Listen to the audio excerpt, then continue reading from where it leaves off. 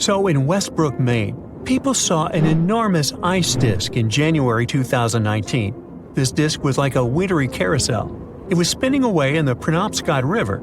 Residents called it everything from an icy lazy Susan to a frozen spinning wheel. It was estimated to be around 300 feet wide, which made it one of the biggest ice disks ever seen. Weirdly, the spinning ice disk notion isn't new. They've shown up in places like Russia and Washington before. They were almost always a perfect circle. So why do they happen? Well, some scientists in 1997 thought it was because river water created a whirlpool effect around a chunk of ice, smoothing it out to be perfectly circular. Yet, in 2016, other scientists claimed that river currents helped these disks get started, but temperature changes kept them twirling. Warmer water makes the ice melt and sink, creating a vortex that keeps the disk spinning. The warmer the water, the faster it spins. Ever heard of the Hestilin lights of Norway? They aren't the same as northern lights. Think of these lights as glowing balls. They have been seen since at least the 1930s. These luminous wonders show up in all sorts of colors and shapes. Sometimes they flicker, and other times they just chill in the air. The Hestilin lights can show up 10 to 20 times a week. They appear both during the day and at night. They can last for just a few seconds or hover for over an hour. Interestingly, nobody has a clue about what exactly they are. The efforts to understand these lights include Project Hestilin, started in 1983, and later projects like the Triangle Project. Despite ongoing research, there's no consensus on the origin of the lights. Some suggested explanations include misperception of celestial bodies, aircraft, or mirages. One theory ties the lights to airborne dust from mining, while another mentions plasma, formed by ionized air and dust during radon decay. Okay. Ringing rocks is a cool geological thing you probably didn't know about, and it's our next stop on the Mysterious Natural Phenomena Tour. You can find them in Bucks County in the U.S. If you give these rocks a hit with a hammer or another rock, they start ringing. Scientists have been studying them, but the mystery remains. There are different hypotheses about this one too. Things like the size and shape of the boulders and how they're stacked can affect the sounds they make. But that alone doesn't give them the ability to ring. Even though the sound is often described as metallic, it's likely because of the rock's density and internal stress, not just its iron content. A scientific experiment from the 1960s suggested that the ringing ability came from some internal stress, not external weathering. The live rocks, found in the middle of boulder fields, showed expansion or relaxation after being cut, indicating internal elastic stresses. A slow weathering rate in dry fields could cause these stresses. The relic stress theory suggests that these boulders act like guitar strings. A de-stressed boulder gives a dull thud, but a stressed one resonates at different frequencies. The boulders can still ring when removed from their fields, leading to myths about stealing them. Most fields are now cleared of smaller ringers, and breaking large boulders stops the ringing. Large equipment is needed to move the remaining small ringers, weighing over a ton. Now let's talk about the Naga fireballs. They only show up along the Mekong River in Asia. These picky fireballs hang out in just a 155-mile stretch of the river. The reddish glowing balls rise naturally from the water into the air. Their scope ranges from small particles to the size of a basketball. The reported number of fireballs varies, from tens to thousands per night. They can be spotted all year round, but they seem to go wild during the full moon in late autumn. Why? Well, that's just another one of their little mysteries. Some have tried to explain the phenomenon scientifically. One theory suggests that flammable phosphine gas from the marshy environment could be the cause. However, skeptics argue that spontaneous ignition isn't likely to be the reason. Another scientific explanation involves free-floating plasma orbs created when surface electricity is discharged into a solution. Still, these typically occur in controlled settings during experiments, and not naturally. We can carry on with ball lightning. It's a super rare thing, a glowing ball that shows up in the air. It likes to make an appearance close to the ground during thunderstorms, hanging out with regular lightning. It can be red, orange, yellow, white, or blue, and it's often accompanied by a hissing sound and a funky smell. This flashy sphere of light is a quick show. It lasts just a few seconds, zooming around, and then poof! It's gone, sometimes quietly, sometimes with a little pop. Ball lightning might seem like a troublemaker, but it's usually harmless. Sure, it's been known to burn or melt stuff on occasion, but it's not out to get us. Scientists aren't entirely sure why it happens or how it's related to regular lightning. People have been tossing around ideas like weird air or gas behavior, high-density plasma stuff, or even a vortex of glowing gases. Even microwave radiation trapped in a plasma bubble is on the list. But don't get it confused with bead lightning. That's a different one, more like a string of beads. And it happens when a bolt of lightning sticks around for a good chunk of a second. Shh! We're now at the Mapimi Silent Zone. It's this spot near this place in Mexico. The story goes that in this desert patch, you can't pick up any radio signals or talk to anyone. In July 1970, a rocket from Utah went off course and landed here. It was carrying some sort of cobalt. Authorities had to haul away tons of soil from the crash site. Now, thanks to the cleanup, the Silent Zone is wrapped up in myths. People talk about weird magnetic stuff, messing with radios, and about plants and critters going through mutations.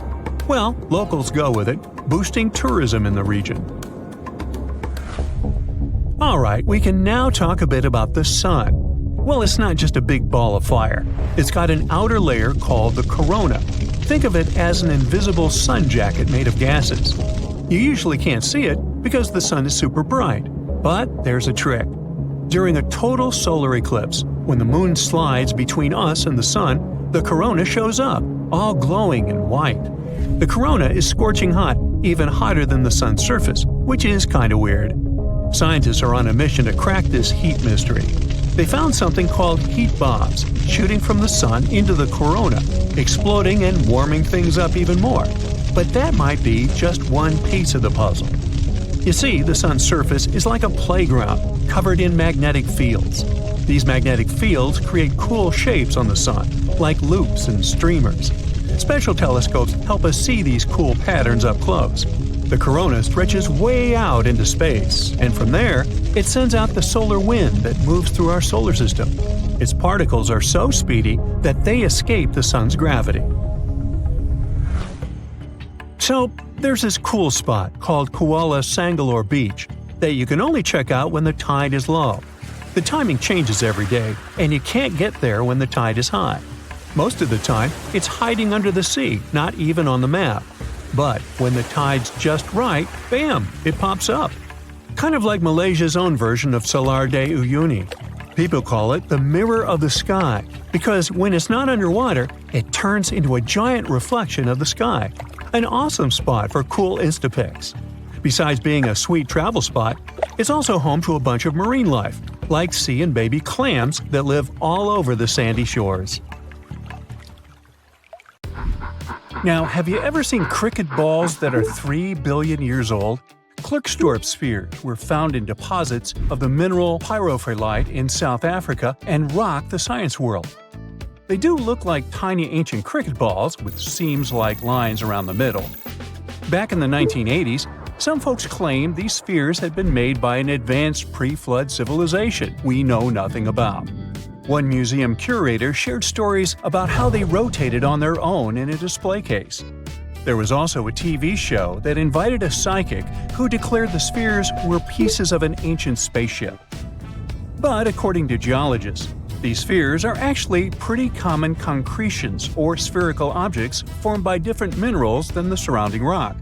The seam-like lines are just imprints from the host rock's layers building up over time. The Klerksdorp spheres come in different shapes, from noticeably flattened spheres to distinct discs. As for that episode when one of these spheres spun on its own, the curator of the Klerksdorp Museum cleared that up too. He said that when he put one sphere on its glass shelf when a journalist came to visit, the sphere naturally rotated a bit because it's round. The area where the museum is located often experiences earth tremors from gold mining activities nearby. The oldest known human-like footprints could be 6 million years old. They were found on the Greek island of Crete in 2002. If the number is correct, it would mean that early human ancestors may have migrated between Europe and Africa much earlier than we previously thought. This doesn't mean Africa is not the cradle of humankind, though. It could just prove that early human ancestors moved back and forth between continents. Some researchers believe the footprints were left by a bipedal creature possibly related to an early human ancestor nicknamed El Greco. According to scientists who studied them, the footprints have a very human-like shape, with 5 toes and a parallel big toe. Some scientists are skeptical about it and suggest the prints might be from a late European ape. The new study analyzed fossilized marine microorganisms found in the sedimentary rocks to determine the footprint's age and prove it's actually 6 million years. The next amazing find that keeps scientists entertained is the Dorchester pot. It's a beautifully crafted metal vessel with some fancy geometric designs embossed in shiny silver. The pot was discovered in, who could have thought, Dorchester in 1852 under quite unusual circumstances. During a powerful blast, the pot broke into 2 pieces. Scientists believe it was originally embedded within a rock or boulder known as pudding stone. The rock from which the Dorchester pot emerged is dated to be around 500 million years old. So it could mean the pot itself is also that old. The current and less exciting theory suggests that the Dorchester pot is a Victorian-era candlestick holder. Such things were really trending back then, so it's not a surprise to find such fancy household item from that time. The Dorchester pot falls into the category of ooparts, or out-of-place artifacts. Those are objects that seem too advanced for the time period they're supposedly from.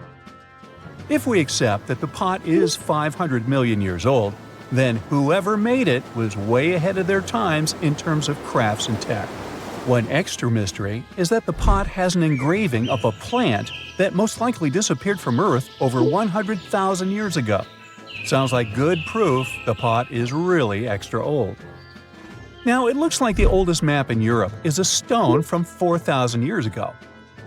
This Bronze Age slab was found in France in the year 1900 at an ancient burial ground.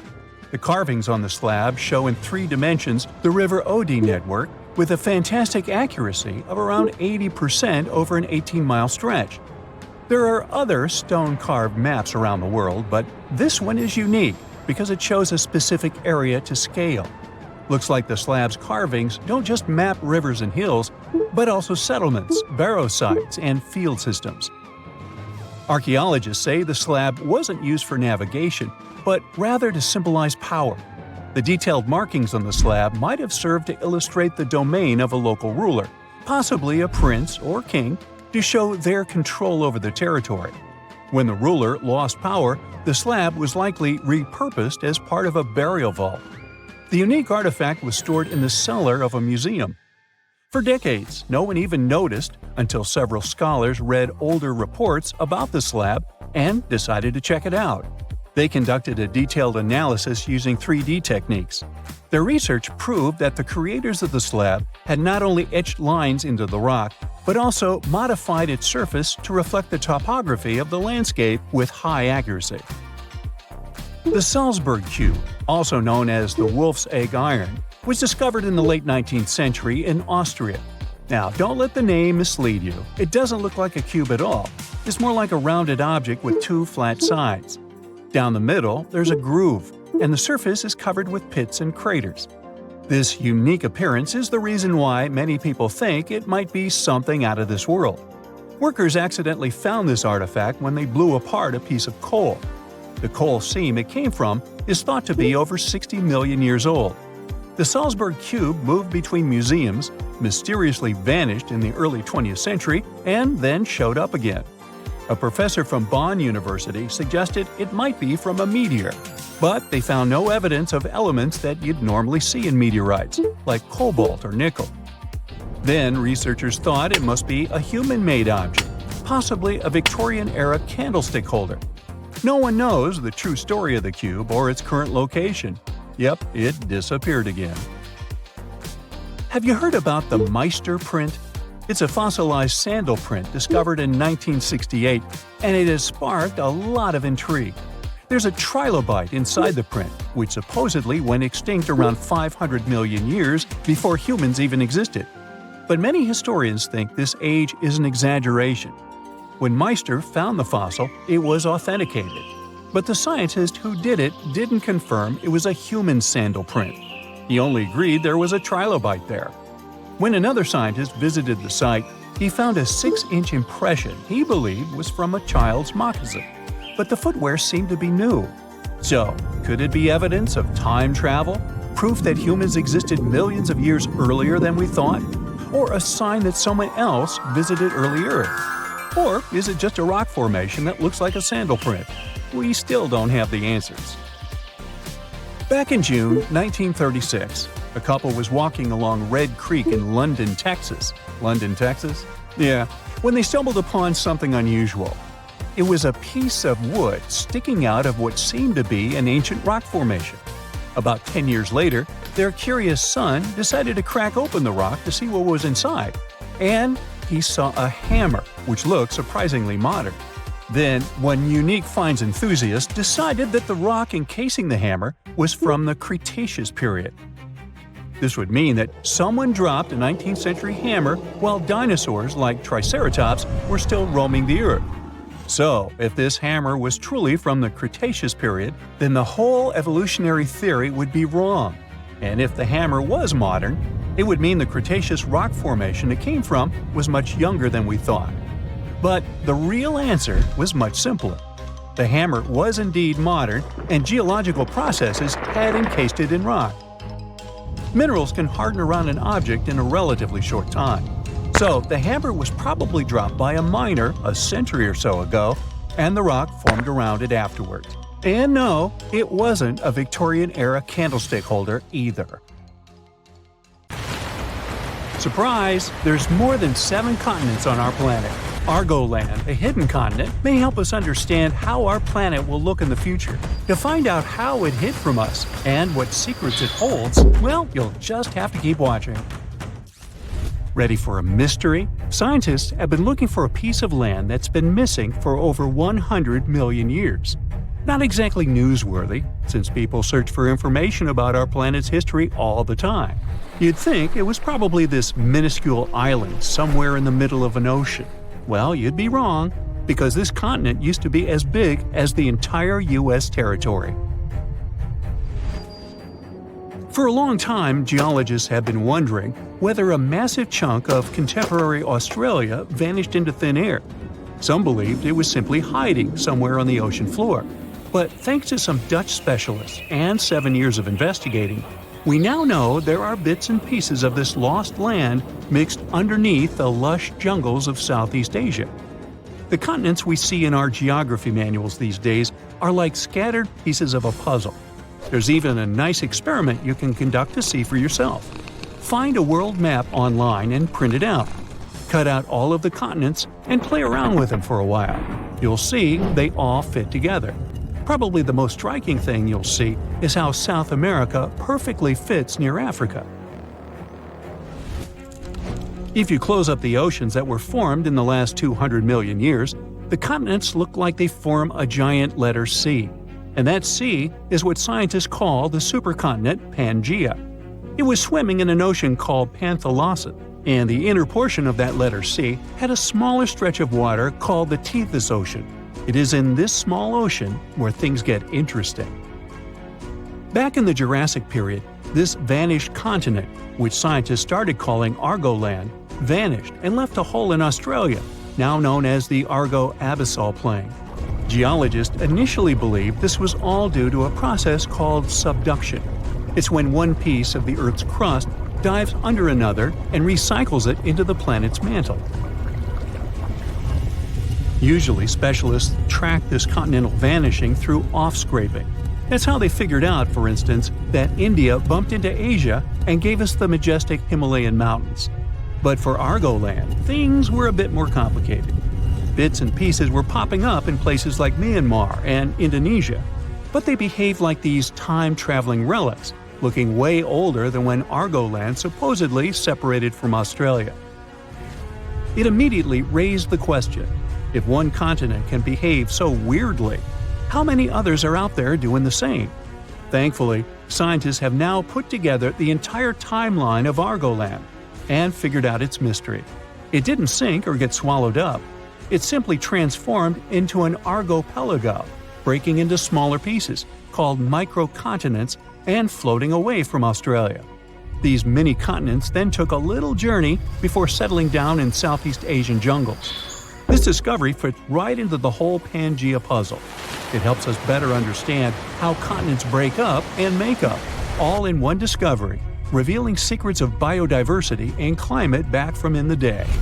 If you'd like to find out more secrets about history, civilization, or random day-to-day objects, be sure to like this video and subscribe to the channel.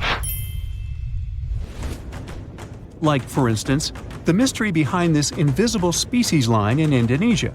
It's called the Wallace Line, named after the British explorer Alfred Russel Wallace. Over 150 years ago, Wallace was on a journey around the Malay archipelago, visiting thousands of islands. What he found was that animals on one side of this invisible line were considerably different from ones on the other side.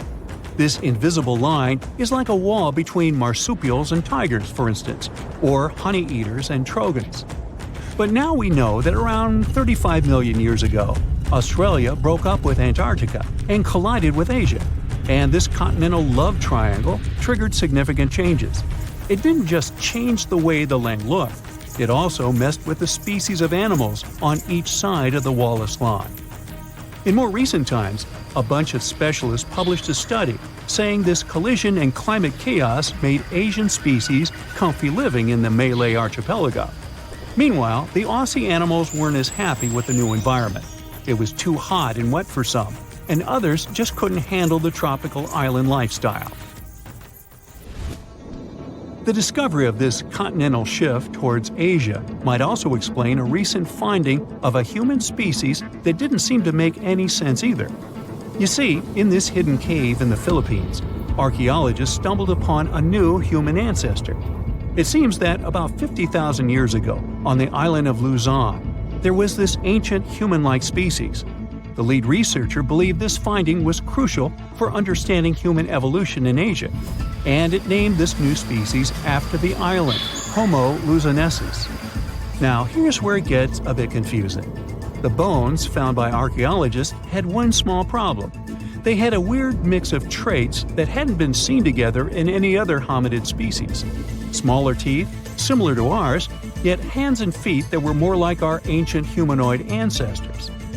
It was those throwback limbs in particular that connected this human species with the long-lost Southern Territory.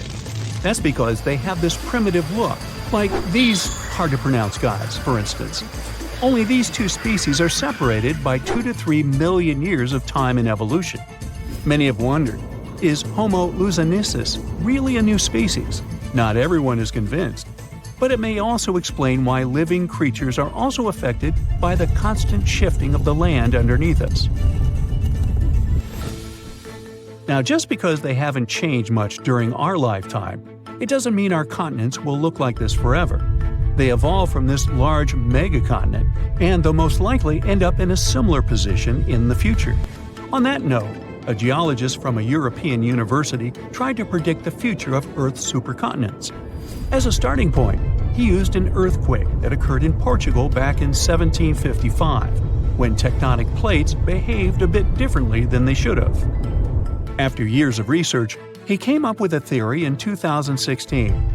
He believed that the stitches between these tectonic plates might be coming apart, setting the stage for a bigger rupture. It's like when glass cracks between two holes in a car windshield. If this happens, a subduction zone could stretch from the Mediterranean all the way up past Ireland, bringing volcanoes, earthquakes, and new mountains to these areas.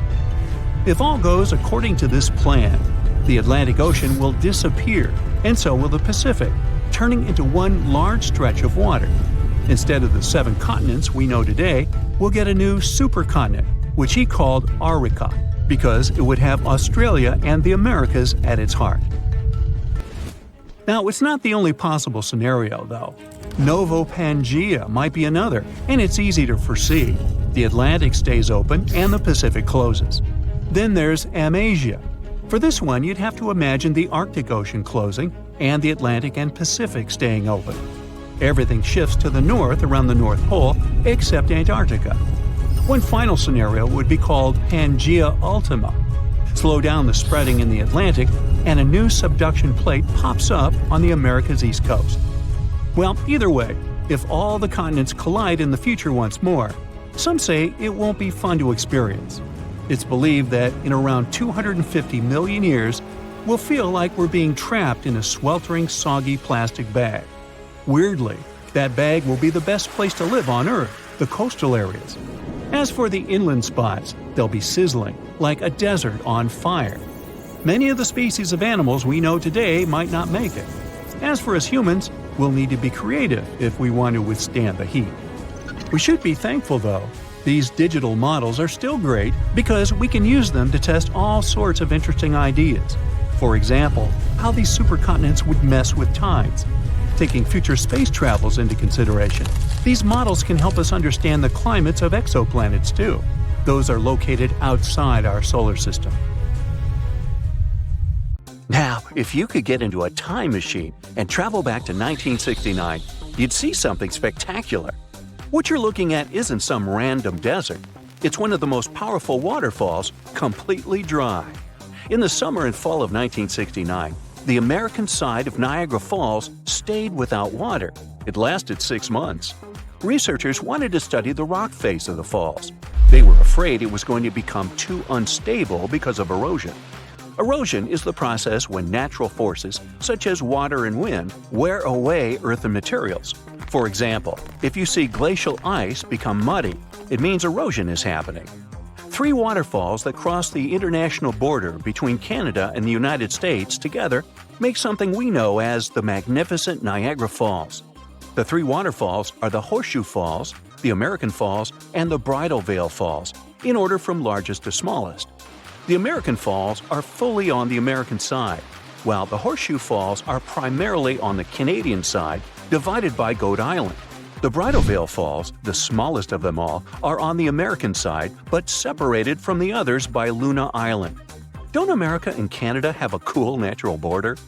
Many didn't believe we could actually go against wild nature and stop such insane amounts of water from flowing. But we did it.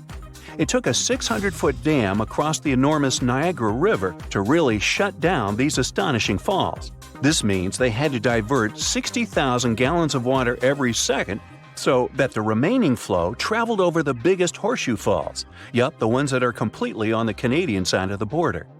Over 27,000 tons of rock were used to construct that dam, and more than 1,000 trucks carried that rock back in the hot summer of '69. On June 12th, the American Falls stopped after their continuous flow for more than 12,000 years. So the Horseshoe Falls then took the extra flow and absorbed it so that research could be done. But the locals were still worried. They knew it wasn't possible to control such amounts of water. They were afraid the water might take a different route and cause a catastrophic flood. They were worried that tourists wouldn't come anymore if teams didn't manage to make the waterfall flow again the way it used to. But tourists kept coming even that summer, and they got a unique chance to see something no one had ever seen before or after. During that period, there was even a temporary walkway built only 20 feet away from the edge of the now dry falls. It helped workers to clean the bottom of what used to be a river. So tourists could go there and explore the wild landscape of the falls that was usually under the water, hostile and not accessible to visitors at all. As they were exploring the dried bottom of the falls, researchers stumbled upon millions of different coins people had thrown in the water over decades, maybe to make a wish or for some other purpose. Wow, a Niagara Falls piggy bank! Well, they removed most of those coins. I wonder who got them. But in the past couple of decades, more and more tourists have been coming here.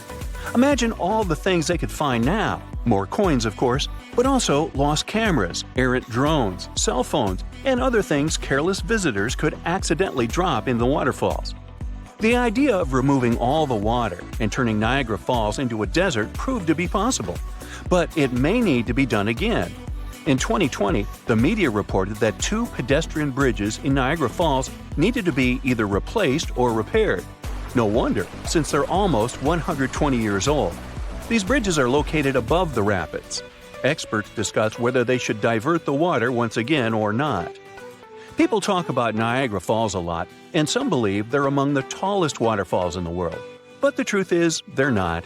They're famous, precious, and breathtaking. But when it comes to height, there are nearly 500 other waterfalls across the globe that are taller than Niagara. Let's take Angel Falls in Venezuela, for example. They're more than 3,000 feet tall.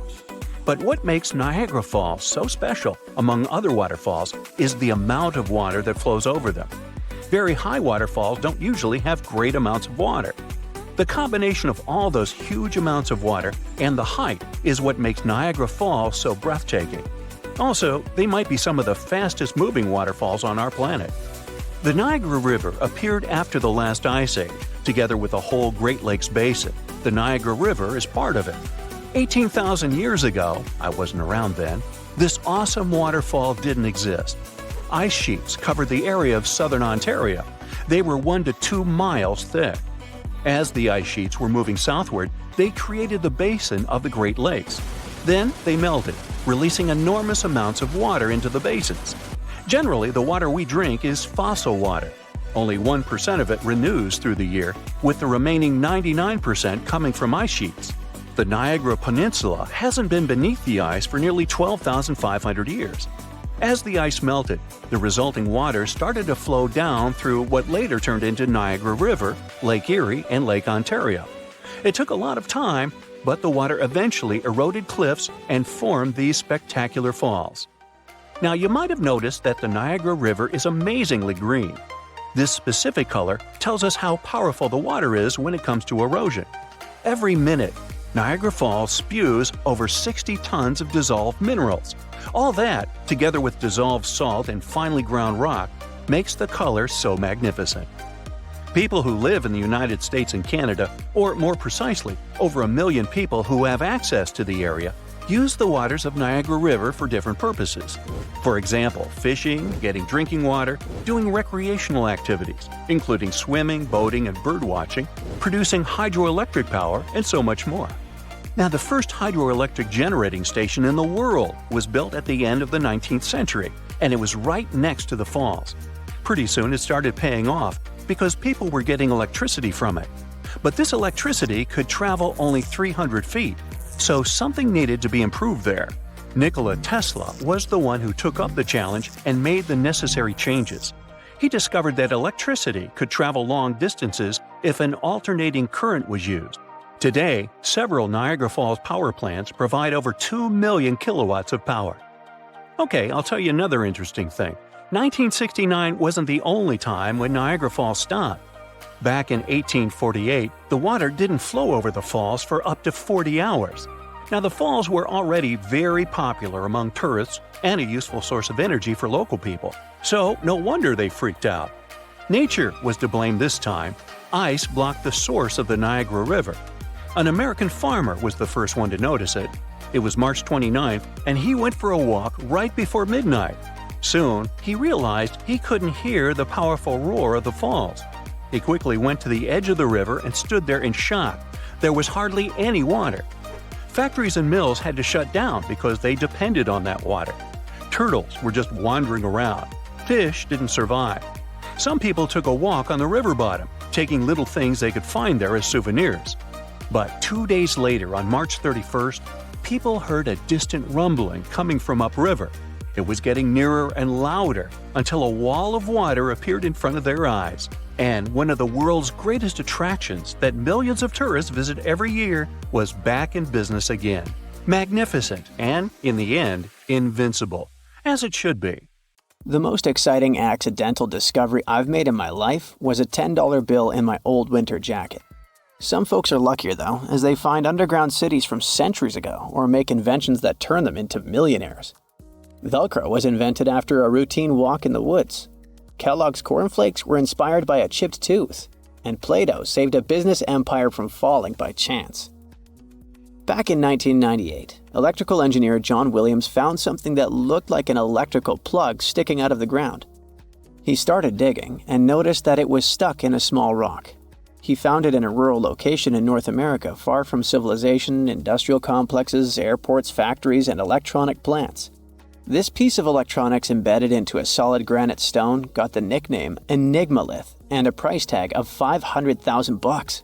Some scientists are sure it's a big hoax and not a souvenir left by some visitors from space, as Williams claims. But the finder of the rock wanted to prove that it was a real piece of ancient technology, some sort of an electrical connector. If it's not a hoax, then this little find could be proof that humans, or some other civilization from the past, were way more advanced than we ever thought. They must have managed to invent a way to transmit electricity long before humans in the 19th century. He offered scientists to take a look at this find and establish what it really is without breaking the rock open, but there were no takers. Williams consulted an engineer and a geologist, and both confirmed there were no traces of glue on the electronic component.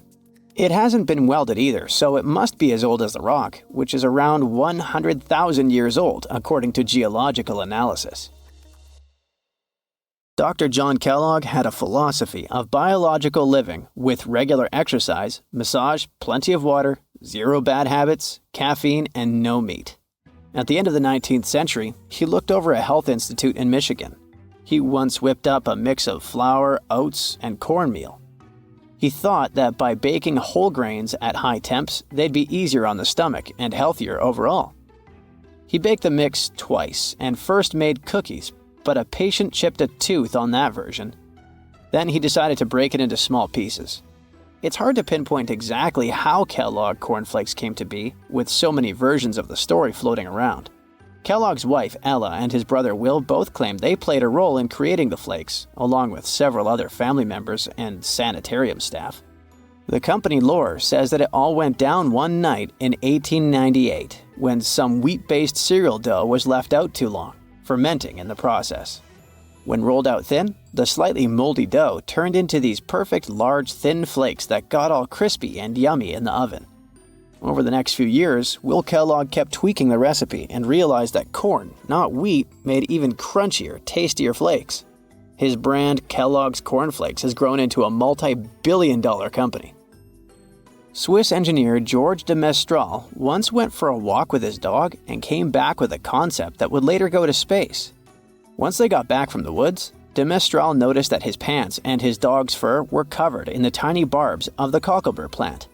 He examined the burrs under the microscope and noticed that they were shaped like tiny hooks that stuck to loops on clothes and fur. He decided to recreate that natural tech to design an extra strong fastener, one with many practical uses. He was testing different materials for his invention for so many years and finally settled on nylon. He also needed to design a special type of loom that could weave the fibers in the right size, shape, and density. It took de Mestral a total of 14 years until he introduced the world to Velcro, which means velvet and hook in French. De Mestral was hoping his invention would replace the zipper on clothes, but the fashion world found Velcro cheap-looking and unattractive. But NASA didn't think so, and used Velcro for astronaut spacesuits and helmets in the 1960s. Now, Velcro is used everywhere, from footwear to toys to airline seat cushions.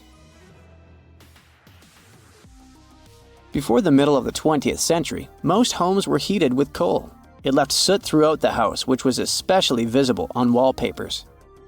Kutal Products was the largest company that sold wallpaper cleaner, but in the 50s, more and more people switched to gas, oil, and electricity, and the sooty buildup problem was mostly solved. The owner of Kutal Products was trying to save his business. Meanwhile, his sister-in-law read that wallpaper cleaner could be used to make holiday decorations. She worked as a nursery school teacher, and modeling clay was pretty hard for her students to handle, so she decided to test this material for molding into different shapes, and it works out just fine. She told her relatives about the discovery and suggested a name for it: Play-Doh. The Kutal company was about to go bankrupt, so it was a great alternative for a new business. Soon enough, Macy's and Marshall Field got interested in the new toy and started selling it.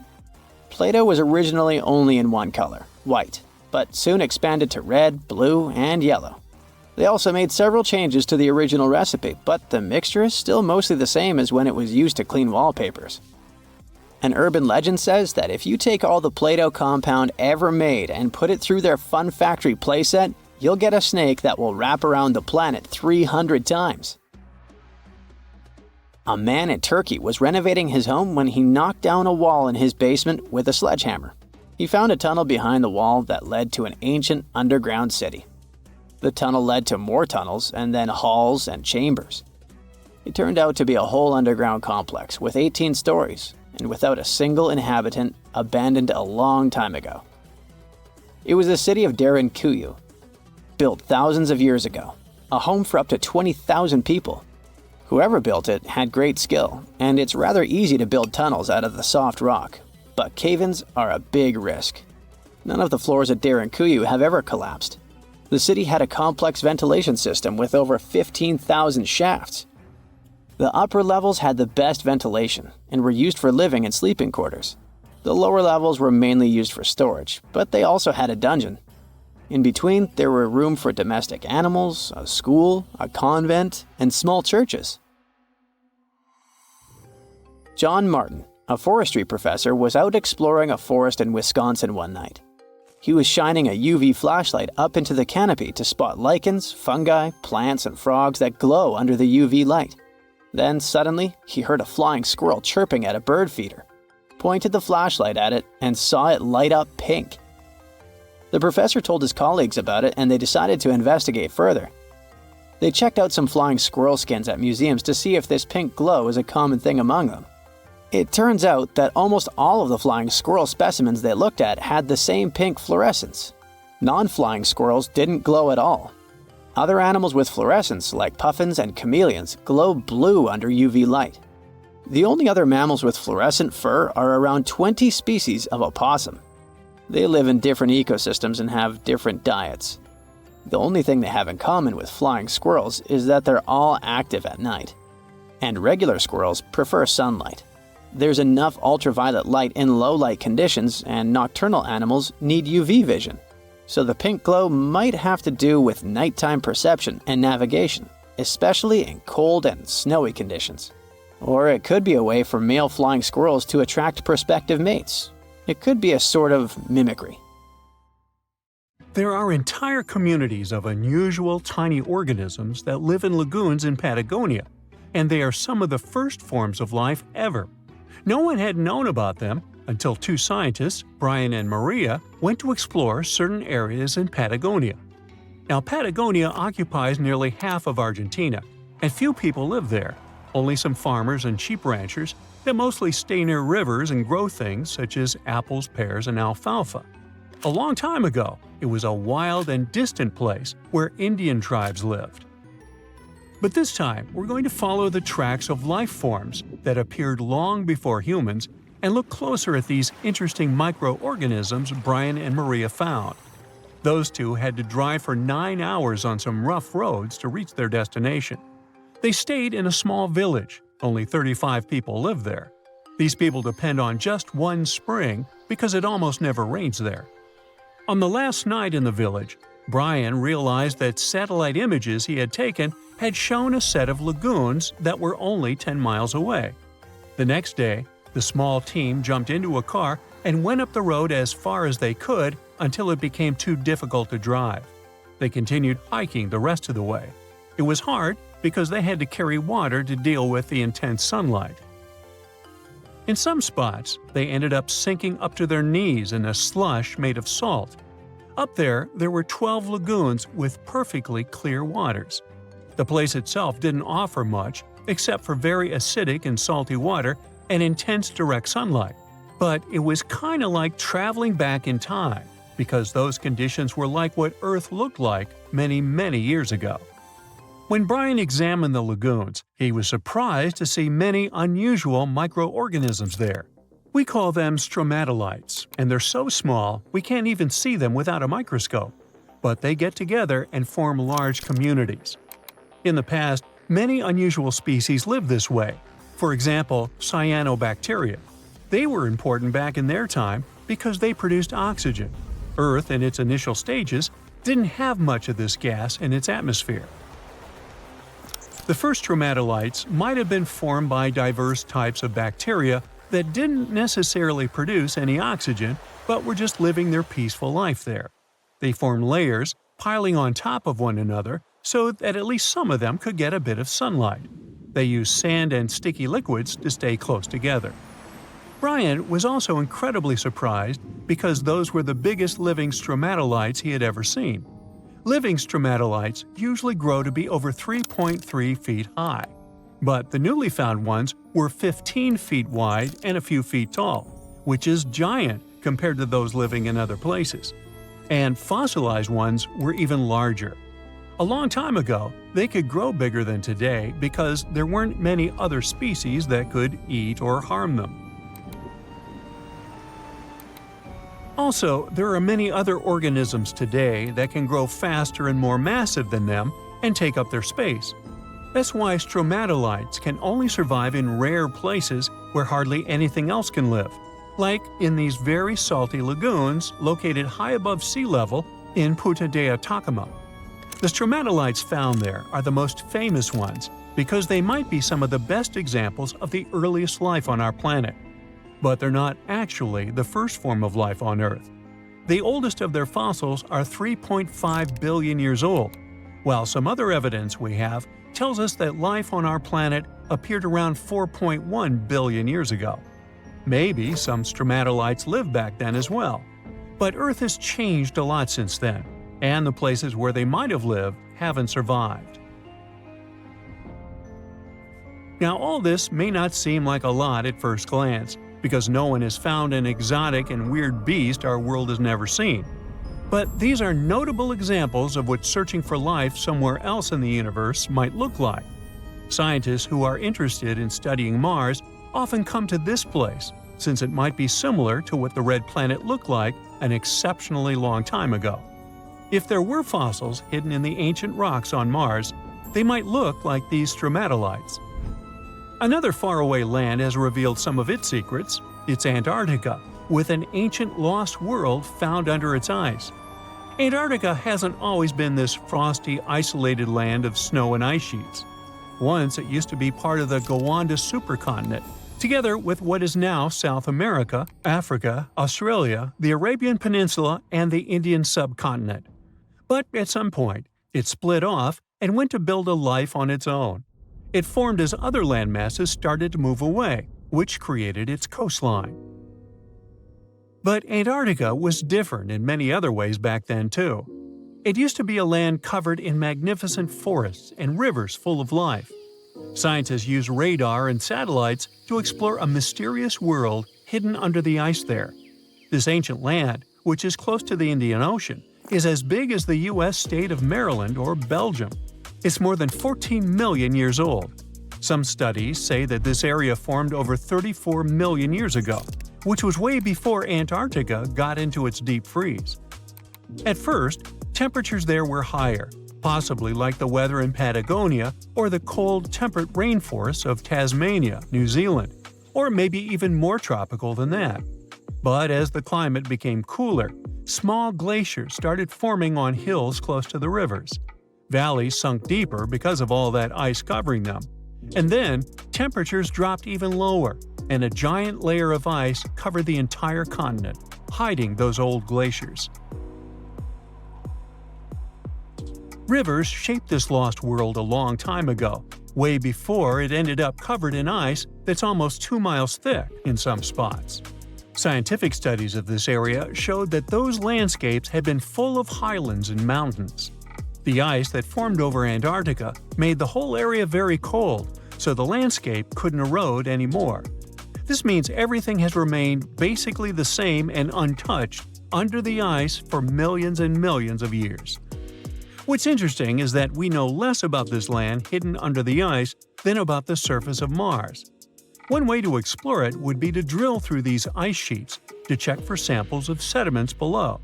They could tell us more about the ancient flora and fauna frozen underneath. It's not a new method. A similar method was used to collect 2-million-year-old samples in Greenland. Australia has a secret world too. Ancient organisms were found hidden in rocks in the northern parts of the continent that are about 1.6 billion years old. These microscopic things are part of a family called eukaryotes. The members of this family that exist today include plants, fungi, animals, and even those tiny organisms with just one cell, such as amoeba. All living things with nuclei in their cells, including us, can trace their family tree back to one of the oldest members of this family. That one is called the last eukaryotic common ancestor, and it lived more than 1.2 billion years ago. Those ancient organisms were more complex and bigger than bacteria. Maybe they were the first predators on Earth, hunting bacteria. In February 1961, 3 adventurous rock lovers were searching for geodes near Olancha, California. They took one of their findings home and studied it because it looked pretty unusual. They managed to cut through the matrix and discovered something unexpected inside. Instead of the usual mineral formations, it had a cylindrical object resembling porcelain inside. There was a metal shaft at its center, and around it, a hexagonal sheath made of copper and some unidentified substance. Its discoverers were hoping they had found an example of some unknown technology from 500,000 years ago. It could be proof that there was a hyper-advanced ancient civilization like Atlantis, or that time travel was real. Maybe someone came all the way from the future and accidentally dropped the item. Or maybe some intelligent extraterrestrial beings brought it when visiting Earth. If any of these theories were true, it would mean that scientists have to completely rewrite all human history as we know it. But not everyone shared the excitement, and truth seekers and alternative archaeology circles were trying to solve the mystery of the so-called COSO artifact until the late 90s with theories and debates. Then a group of skeptics took images and x-rays of the discovery and showed them to spark plug collectors. They have identified the artifact as a spark plug with corroded metal components from the 1920s and not ancient technology at all. Almost 20 years later, one of the co-discoverers of the artifact agreed to take it for inspection at the University of Washington. They officially confirmed it was a 1920s-era Champion spark plug. And the stone matrix containing the artifact wasn't a geode, but a concretion. Those can form because of natural processes over decades or years, but not millennia. The COSO artifact is a good example of an out-of-place artifact, which is a thing in pseudo-archaeology. It's something found in a place or time where it shouldn't logically be. These artifacts seem too advanced for the time period they're found in. They could also mean human activity existed when humans weren't supposed to be around. The Baghdad Battery is another example of such an artifact. It was found in the 1930s by a German archaeologist and consists of a clay jar, a copper cylinder, and an iron rod going through the jar's stopper. Its top, which was broken off, probably had been sealed with asphalt. Its discoverer noticed that it had 2 different metals and possibly an electrolyte, which are key components of a battery. There are no ancient writings to support this theory, but when scientists ran tests and filled it with an ionic solution like vinegar or wine, it showed that it could conduct electricity. If it really was a battery from 2,000 years ago, it might have been used in ancient medical practices, or even embedded in statues to make it look like they were buzzing to impress people. Kionich, who found it, believed it was used for electroplating, a process for coating metals. Even if it was used as a battery, the Baghdad artifact could only produce a small amount of energy, around 1 volt of electricity. So, some people believe it was used as a storage container for sacred scrolls. Back in the 1930s, a couple stumbled upon something strange while walking along Red Creek in London, Texas. It was a piece of wood sticking out of what looked like an ancient rock formation. Around a decade later, their son, who was really curious to find out its secret, decided to crack open the rock and found a surprisingly modern hammer inside. This discovery caught the attention of Carl Baugh, a young Earth creationist who claimed the rock surrounding the hammer dated back to the Cretaceous period. He saw it as evidence against evolutionary theory. After some investigation, scientists proved that the rock was not as ancient as it seemed. Geological processes have just encased the modern hammer over time, so it wasn't evidence of humans coexisting with dinosaurs like the Flintstones, as some hoped. It was just a case of a miner dropping his hammer centuries ago and nature doing its thing. A Chinese archaeologist supposedly stumbled upon some caves that seemed to serve as a burial ground for small beings with big, oval heads. Alongside these remains, there was rock art depicting figures with round helmets, the sun, the moon, the earth, and stars connected by groups of pea-sized dots. They also found over 700 mysterious stone discs etched with spiral grooves. Things got even weirder when these discs were sent to a Chinese professor who claimed the grooves were actually written characters. According to his translation, the discs told the tale of Dropa visitors from another planet who had crashed their spaceship on Earth about 12,000 years ago and had tried to live among us until they were hunted down by locals. But there's no concrete evidence that any of this actually happened. The story was first published back in the 1960s in a couple of articles, but it all seemed a bit fishy. None of the people involved, the archaeologist, the professor, or even the university they supposedly worked at, seemed to have left any trace in the records. And while there is a group in Tibet called the Dropka, they're fully human, not extraterrestrial visitors, and there's no solid proof that the Dropa stones exist at all. In a remote part of China, there are some bizarre pipe-like formations known as the Beigan pipes. A local explorer found them back in 1996, protruding from Mount Beigan and along the shores of Tosan Lake nearby. Some people thought they were the work of ancient guests from other planets.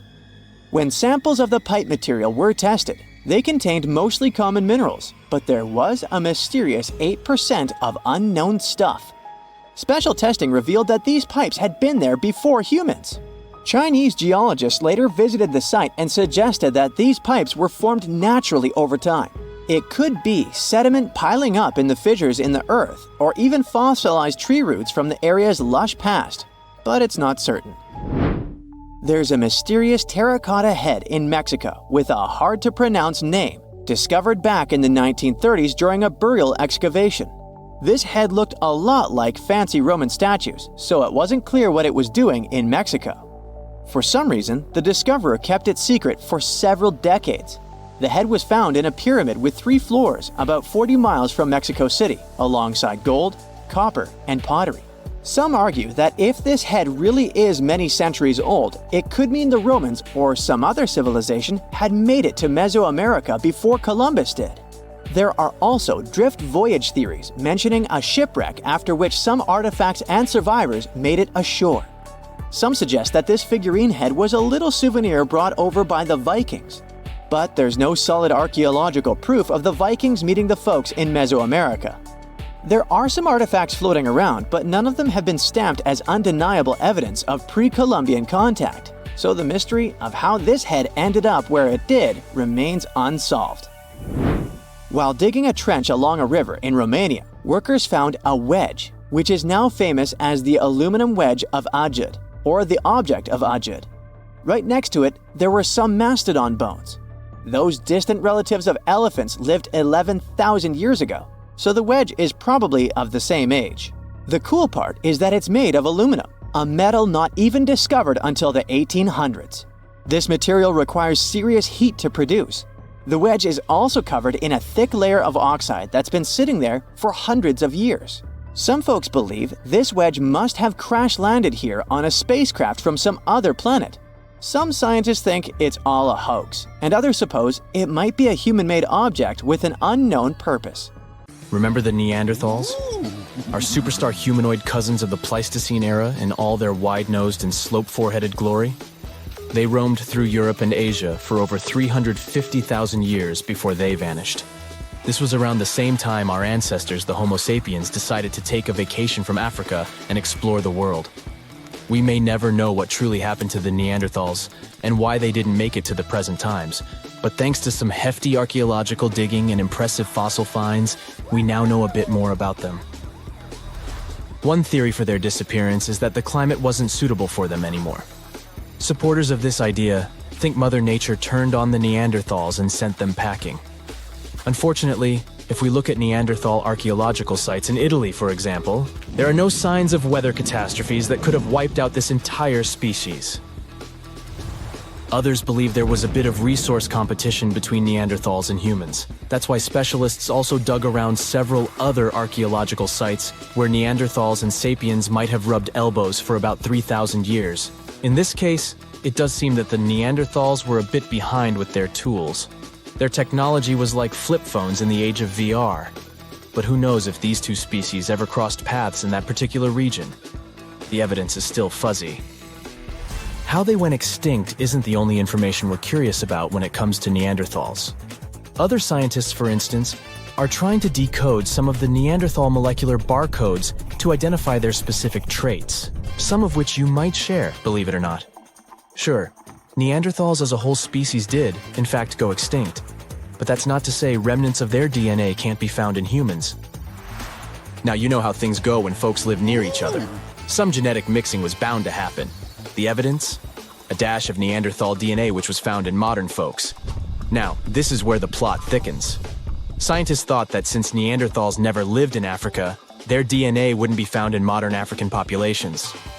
Well, it turns out that African people have about 0.5% Neanderthal DNA too. This doesn't mean our Neanderthal relatives simply teleported through African territories without leaving any trace behind. What this discovery actually implies is that early humans might have visited Europe, mixed their genetic material with that of Neanderthals, after which they returned to Africa. That's a lot of migration.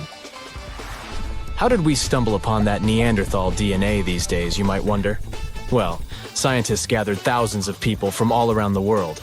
Participants came from places like East Asia, Europe, South Asia, America, and Africa.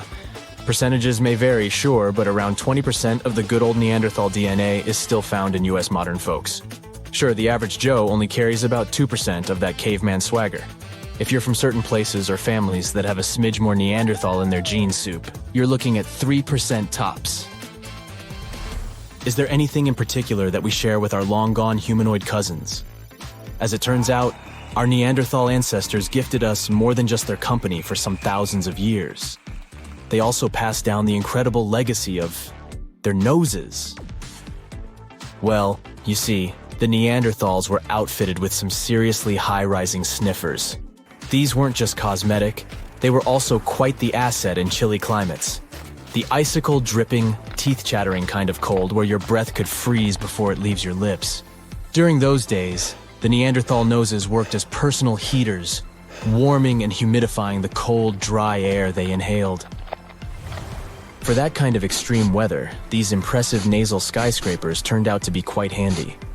When our Homo sapiens ancestors decided to leave the sunny savannas of Africa for a spot of frostbite up in Eurasia, they bumped into the Neanderthals. This encounter resulted in not just an exchange of pleasantries, but also an exchange of genes that coded for larger noses. This newfound genetic nugget was discovered by scientists who dug deep into the DNA of over 6,000 volunteers. To complete the study, these scientists meticulously compared this genetic data to snapshots of the volunteers' faces. They measured the distances between various points on each face, such as the height of the volunteers' nose bridges. They then played a game of spot the genetic marker to identify if certain facial traits were linked with specific genes. By the end of this exciting chase, they hit the jackpot. 33 shiny new genome areas were linked to facial features. One standout gene, named ATF3, was traced back to our Neanderthal ancestors and seemed to be the maestro of controlling nose height. Participants with Native American ancestry had Neanderthal hand-me-downs in this gene, contributing to their taller noses. Think of the ATF3 gene as a Neanderthal housewarming gift to us humans, as we stepped into colder climates from Africa. Interestingly, this isn't the first time our ancestors have played pass the gene. Back in 2021, the same research team uncovered a gene influencing lip shape called TBX15. This gene was a little love note from the Denisovans, another set of our ancient relatives, who lived in Asia and went extinct around 30,000 years ago.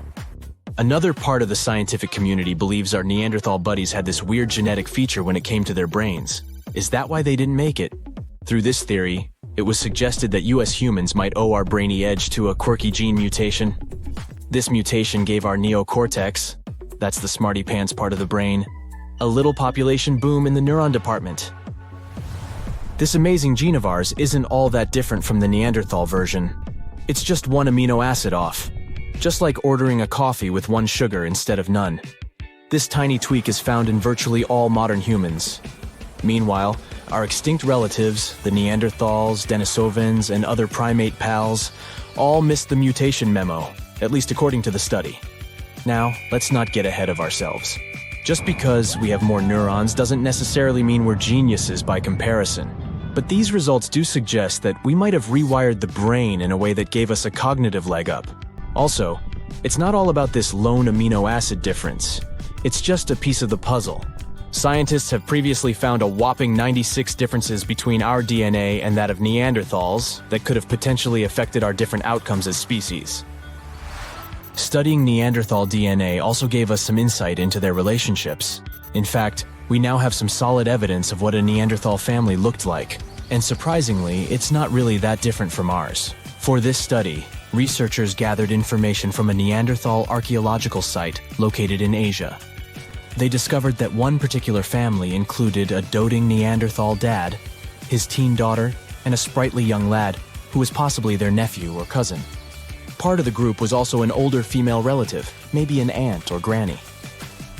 Now, our young damsel would eventually pack her bags, wave a teary goodbye, and leave her papa's home when she found Mr. Right. Had she been a boy like her young cousin, she would have been a happy homebody. But worry not, she wasn't stepping into a world of strangers. Her new community likely had some familiar, friendly faces. But how were scientists able to predict the ending of this story? By browsing through their gene pool, researchers were able to figure out that the Neanderthal social structure was patrilical. What this means is that most female Neanderthals left their homes when choosing a partner and started a new life with another family. The same research shows that our cave-dwelling clans likely weren't living in isolation either. Families living close by were probably visiting the same rock sampling areas to make their stone tools, the equivalent of a neighborhood hardware store. And when they weren't tooling around, they were busy hunting delicious meals like ibex, horses, bison, and other wandering critters. Scientists, however, were careful to add that this ancient family portrait might not represent the full spectrum of Neanderthal social life. They've kindly asked future archaeologists to get more Neanderthal DNAs on the Ancestry websites. Ever since Plato wrote about the allegory of Atlantis, humanity has been fascinated with the possibility of the discovery of a thriving underwater civilization. Fancy joining me on a trip to a few historic underwater sites? Let's see what we can find out about ancient civilizations. The first one on our list is what is being called the underwater Stonehenge. Scientists have recently discovered a mysterious pile of cairns that stretch for miles under the shimmering waters of Lake Constance at the borders of Switzerland, Germany, and Austria. Archaeologists began to explore the site back in 2015, and they haven't been able to understand yet what it was actually used for. What they do know is that there is a 12-mile line of 170 human-made stone cairns under Lake Constance. Scientists say this was most likely the result of a combined work of several villages. The cairn site was probably used for some collective purpose. The formations are huge. Some of them are several dozen feet wide. The most amazing discovery so far is that the site dates back to around 5,500 years ago. Now, what were we humans doing back then? We were living in the prime years of the so-called Stone Age. We were beginning to make artifacts from stone and use them to hunt and eat. Can you imagine what a knife and fork might have looked like back in those days? It's no coincidence that scientists call this site the underwater Stonehenge, though. Both sites are believed to have been built around the same period of time. You see, Stonehenge dates back to around 3,100 BCE. Both sites carry the distinct characteristic of stone monuments built in a circle. Not to mention the fact that scientists also haven't figured out why on earth our early ancestors would feel the need to build a monument such as Stonehenge. Well, the mystery of Lake Constance hasn't been solved yet. Who were the Neolithic people from this area? And for what purpose did they go through such an amount of work and effort to build this huge stone site. Next, we're taking you on a tour of the Ryukyu Islands just off the coast of Japan. You're diving deep down to an archaeological site. But I should warn you, the waters of the Pacific Ocean are far from smooth. It doesn't take long before you see a huge structure, thanks to the sunlight shining down on the seabed. At first, it looks like Machu Picchu's ruins located across the globe in Peru. As you approach the site, you slowly figure out its forms. A pyramid-shaped structure, arches, staircases. It's something that could have easily been a palace or a castle. Could this be a sign of human activity? What you've just seen is known today as the Yonaguni Monument. It also goes by the name of Japan's Atlantis. The entire monument is about the size of 5 soccer fields and the height of a 5-story building. Its most surprising feature is its expanse of terraces. Explorers and scientists believe that Yonaguni might be 10,000 years old. But whether it's a human-made structure or a natural formation is still under debate. For Japan's top marine geologist, Professor Masaki Kimura, Yonaguni is the heritage of a lost civilization. Kimura has dived to the bottom of the ocean to explore the ruins over 100 times over the past 10 years. According to him, there are clear signs of human activity down there. On the monument's surface, there is a triangle-shaped concave that is a historical symbol of water fountains in the region. There's also a giant turtle carved on the eastern side of the structure. And, according to Kimura, turtles have an important cultural meaning. Several pieces of stone tools have been recovered from the site. Their estimated age is around 10,000 years. However, not all scientists support this theory. For many, Yonaguni is the result of thousands of years of erosion. The fact that the monument is composed of one massive rock leads them to believe it's not human-made. The defined edges and flat surfaces resemble a natural formation in Northern Ireland, known as the Giant's Causeway. The basalt columns look like the ruins of a palace, but they're actually the result of volcanic activity in the region. Now, you're flying to the coast of Greece, 4 hours away from Athens. More specifically, you're in the Peloponnese Peninsula. You dust off an old snorkel and head for a free dive on a bright sunny day. Sometime into the dive, you start noticing patterns on a seabed. 13 feet below the surface, outlines of familiar objects start to appear, one by one. As you continue swimming, what looks like the outline of an entire city emerges in front of your eyes. Are you wondering how water could have taken the whole city? Rocks are perfectly aligned into what appears to be the foundation of a building. This is Pavlopetri, an ancient city you've probably heard about for the first time.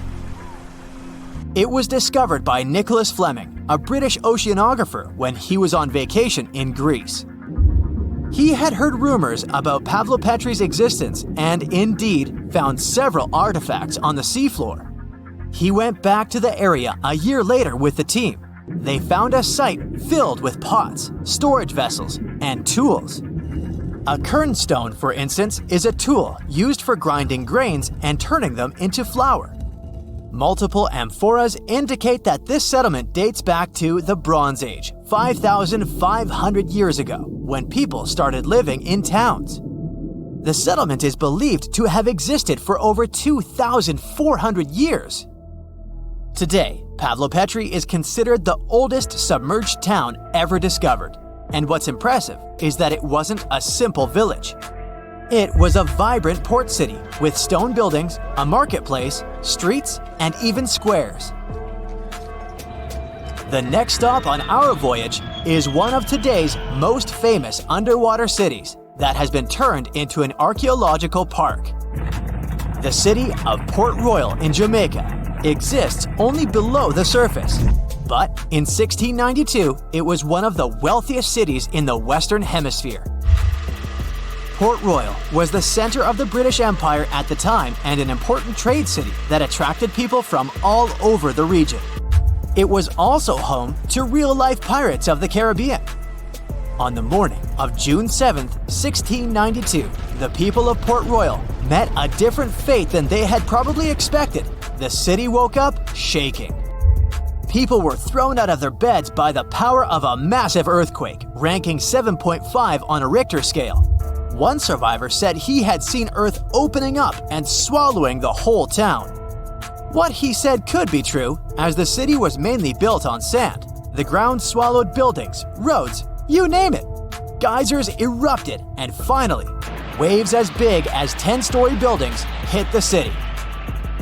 About 33 acres of the city disappeared under the water. Amazingly, most of its 17th century remains are still in good condition under 40 feet of water. Archaeologists have found taverns, storage rooms, kitchens, and recreational buildings used for diverse purposes. You can also see a grand lion statue, a submerged bridge, and many picturesque arches. Of course, I saved the best for last: India. Just off its coast lies another sunken marvel. A site known as the Lost City of Cambay is located in the Gulf with a similar name. It remained undiscovered until 2001, when the National Institute of Ocean Technology made a routine water assessment. With the help of sonar technology, which sends a wave sound to the bottom of the sea, they found something far beneath the surface. Images showed well-defined geometric shapes spread along a 5-mile stretch.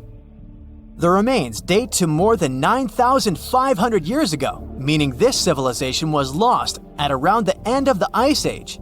Debris recovered from the site included construction material, pottery, beads, sculptures, and even bones. Scientists argue whether these artifacts are indeed from the site, but if they truly are, then the lost city of Cambay might be the oldest civilization in the world. Hey, did you hear about the Philae spacecraft and its wild ride on a comet called 67P back in 2014?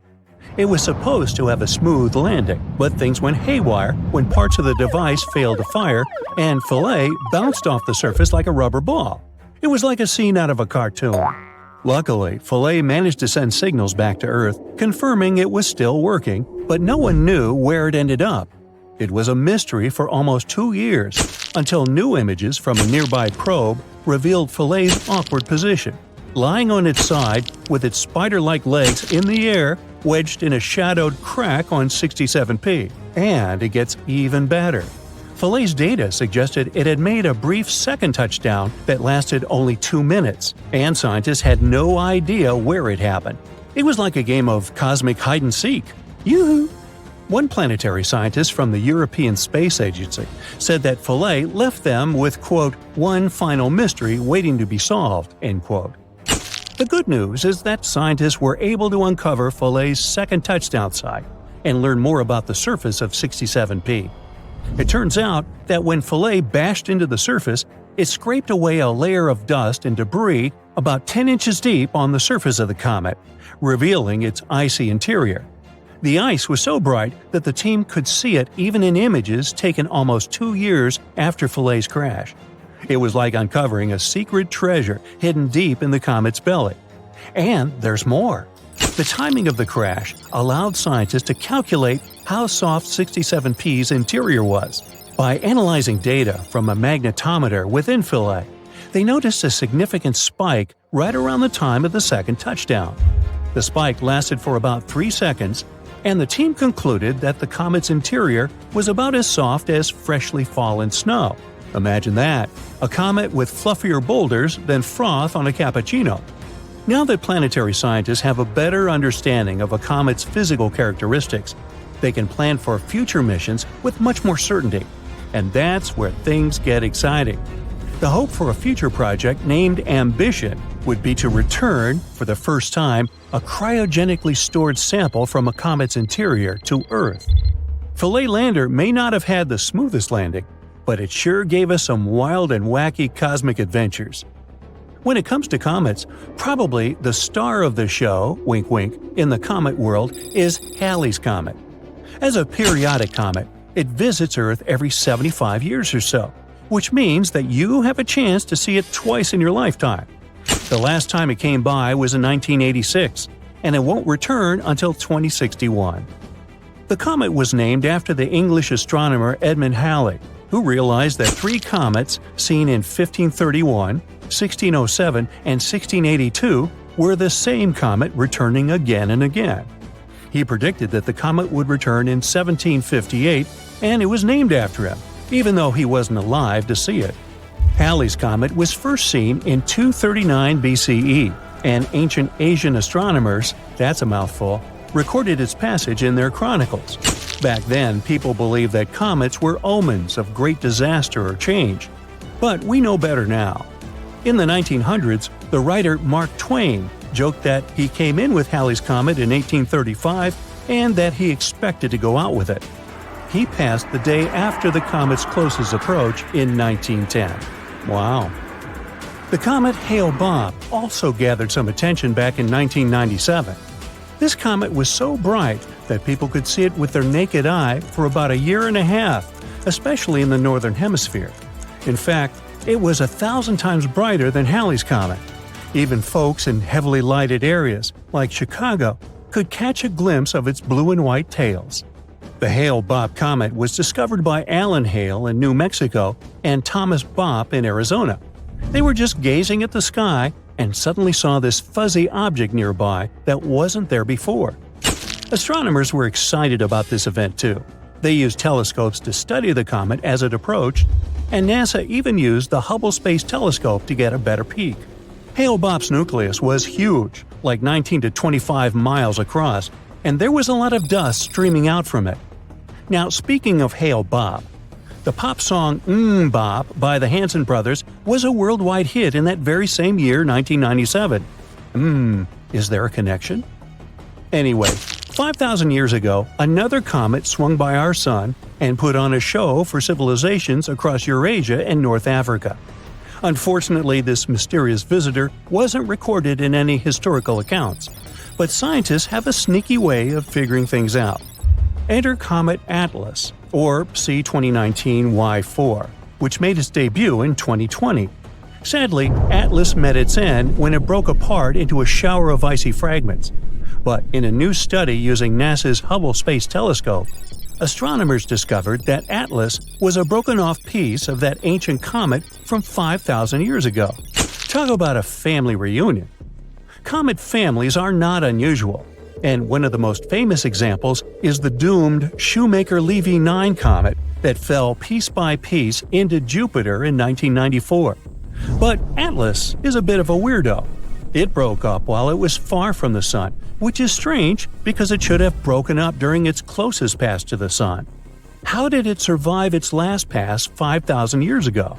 Well, by observing the breakup of the fragments, scientists can learn more about how the parent comet was put together. And they've discovered that one fragment of Atlas disintegrated in a matter of days, while another piece lasted for weeks. This suggests that part of the nucleus was stronger than the other part. But the explanation for why it broke apart is still up in the air, pun intended. It could be due to centrifugal forces, or it could be because of super volatile ices that blew the piece apart like a firework. One thing is for sure though, Atlas's surviving sibling won't return until the 50th century. So until then, we'll have to settle for admiring the other beauties of the night sky. This next funny story is about a bunch of astronomers on the island of Maui. One night, they were just chilling and gazing at the stars with their fancy telescope when they suddenly spotted something weird. It was a comet, but not just any old comet. This one was traveling super fast and had a really strange shape. It was so odd that they even thought it might be a spacecraft from outside our planet. They named it Oumuamua, which means a messenger from afar arriving first in Hawaiian. Now, I know what you're thinking. Did they find a new civilization living in space? Well, not quite. But what they did find was pretty cool.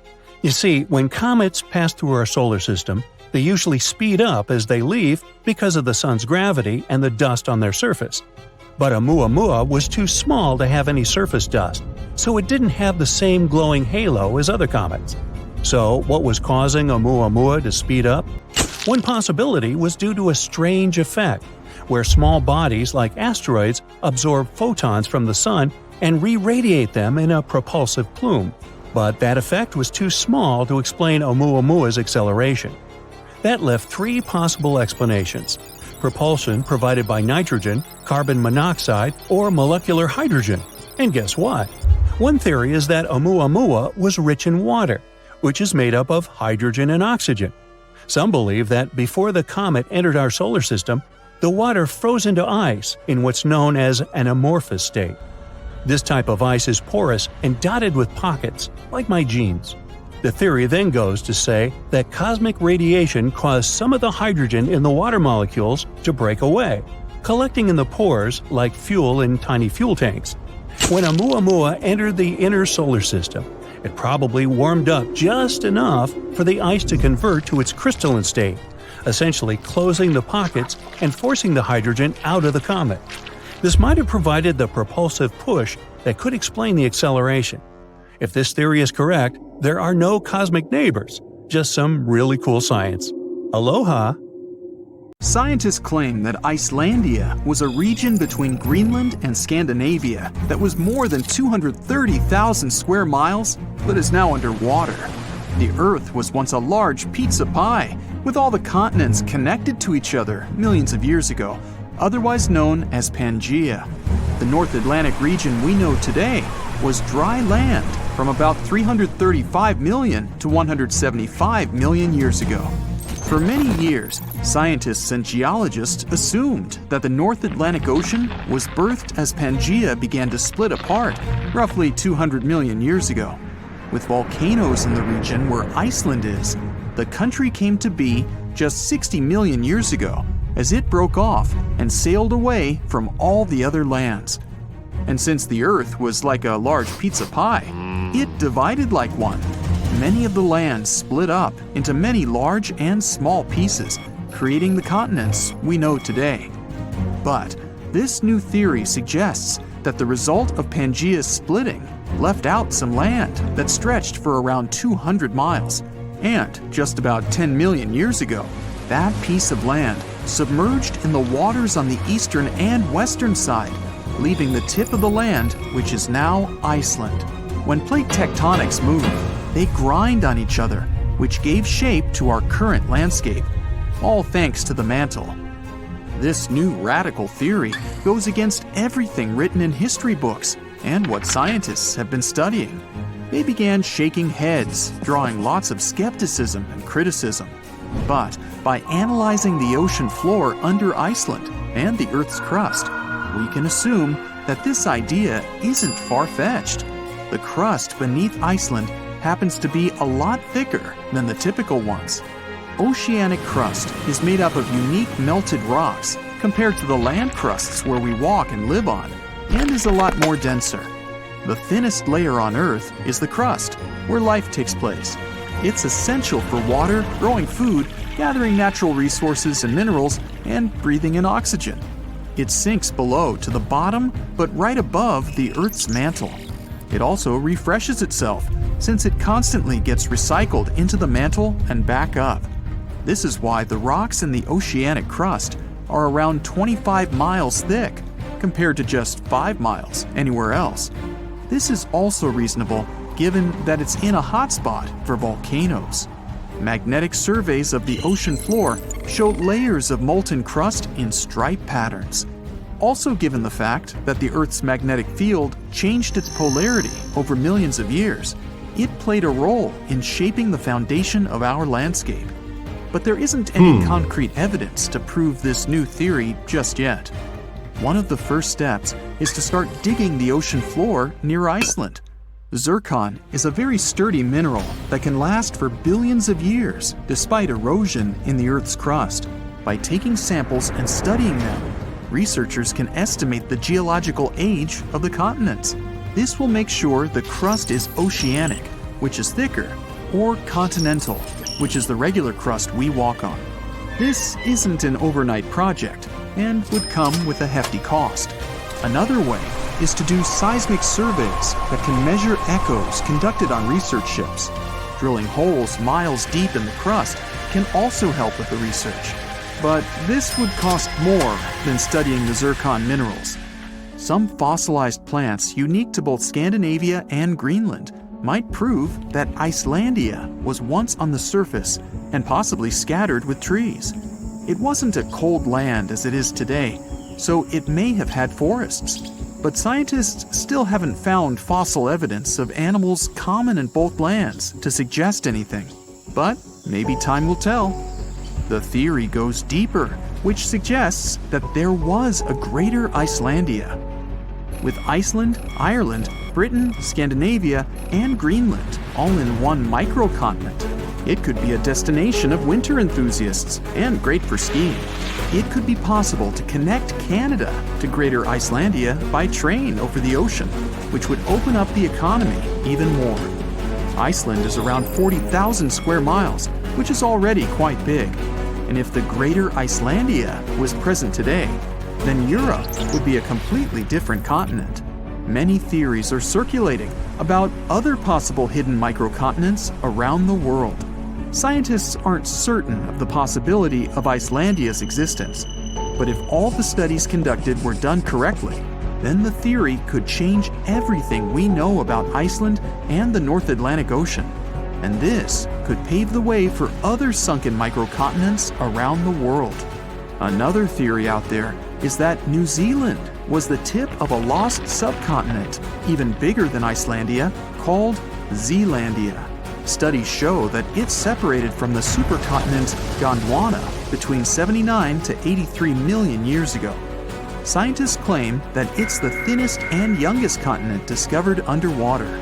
Craton is a core rock that acts as the main foundation for most continents. It's at least 1 billion years old, but the continental crust that makes up Zealandia is just half of that, which makes it quite young. That means some Craton is missing, even though it holds some leftovers of older rocks and parts of the mantle. They're estimated to be as old as 2.7 billion years old. Scientists did some studies on the zircon crystals from New Zealand and found out that they're as old as 1.3 billion years old. The rest of the continents are more than 3 billion years old. Scientists studied the composition of the rocks in the bottom of the ocean around New Zealand. They're made up of silica and granite, which are found in continental crusts. The ocean floors mainly have magnesium and iron-rich rocks. They're also thicker and higher than regular ocean crusts around it.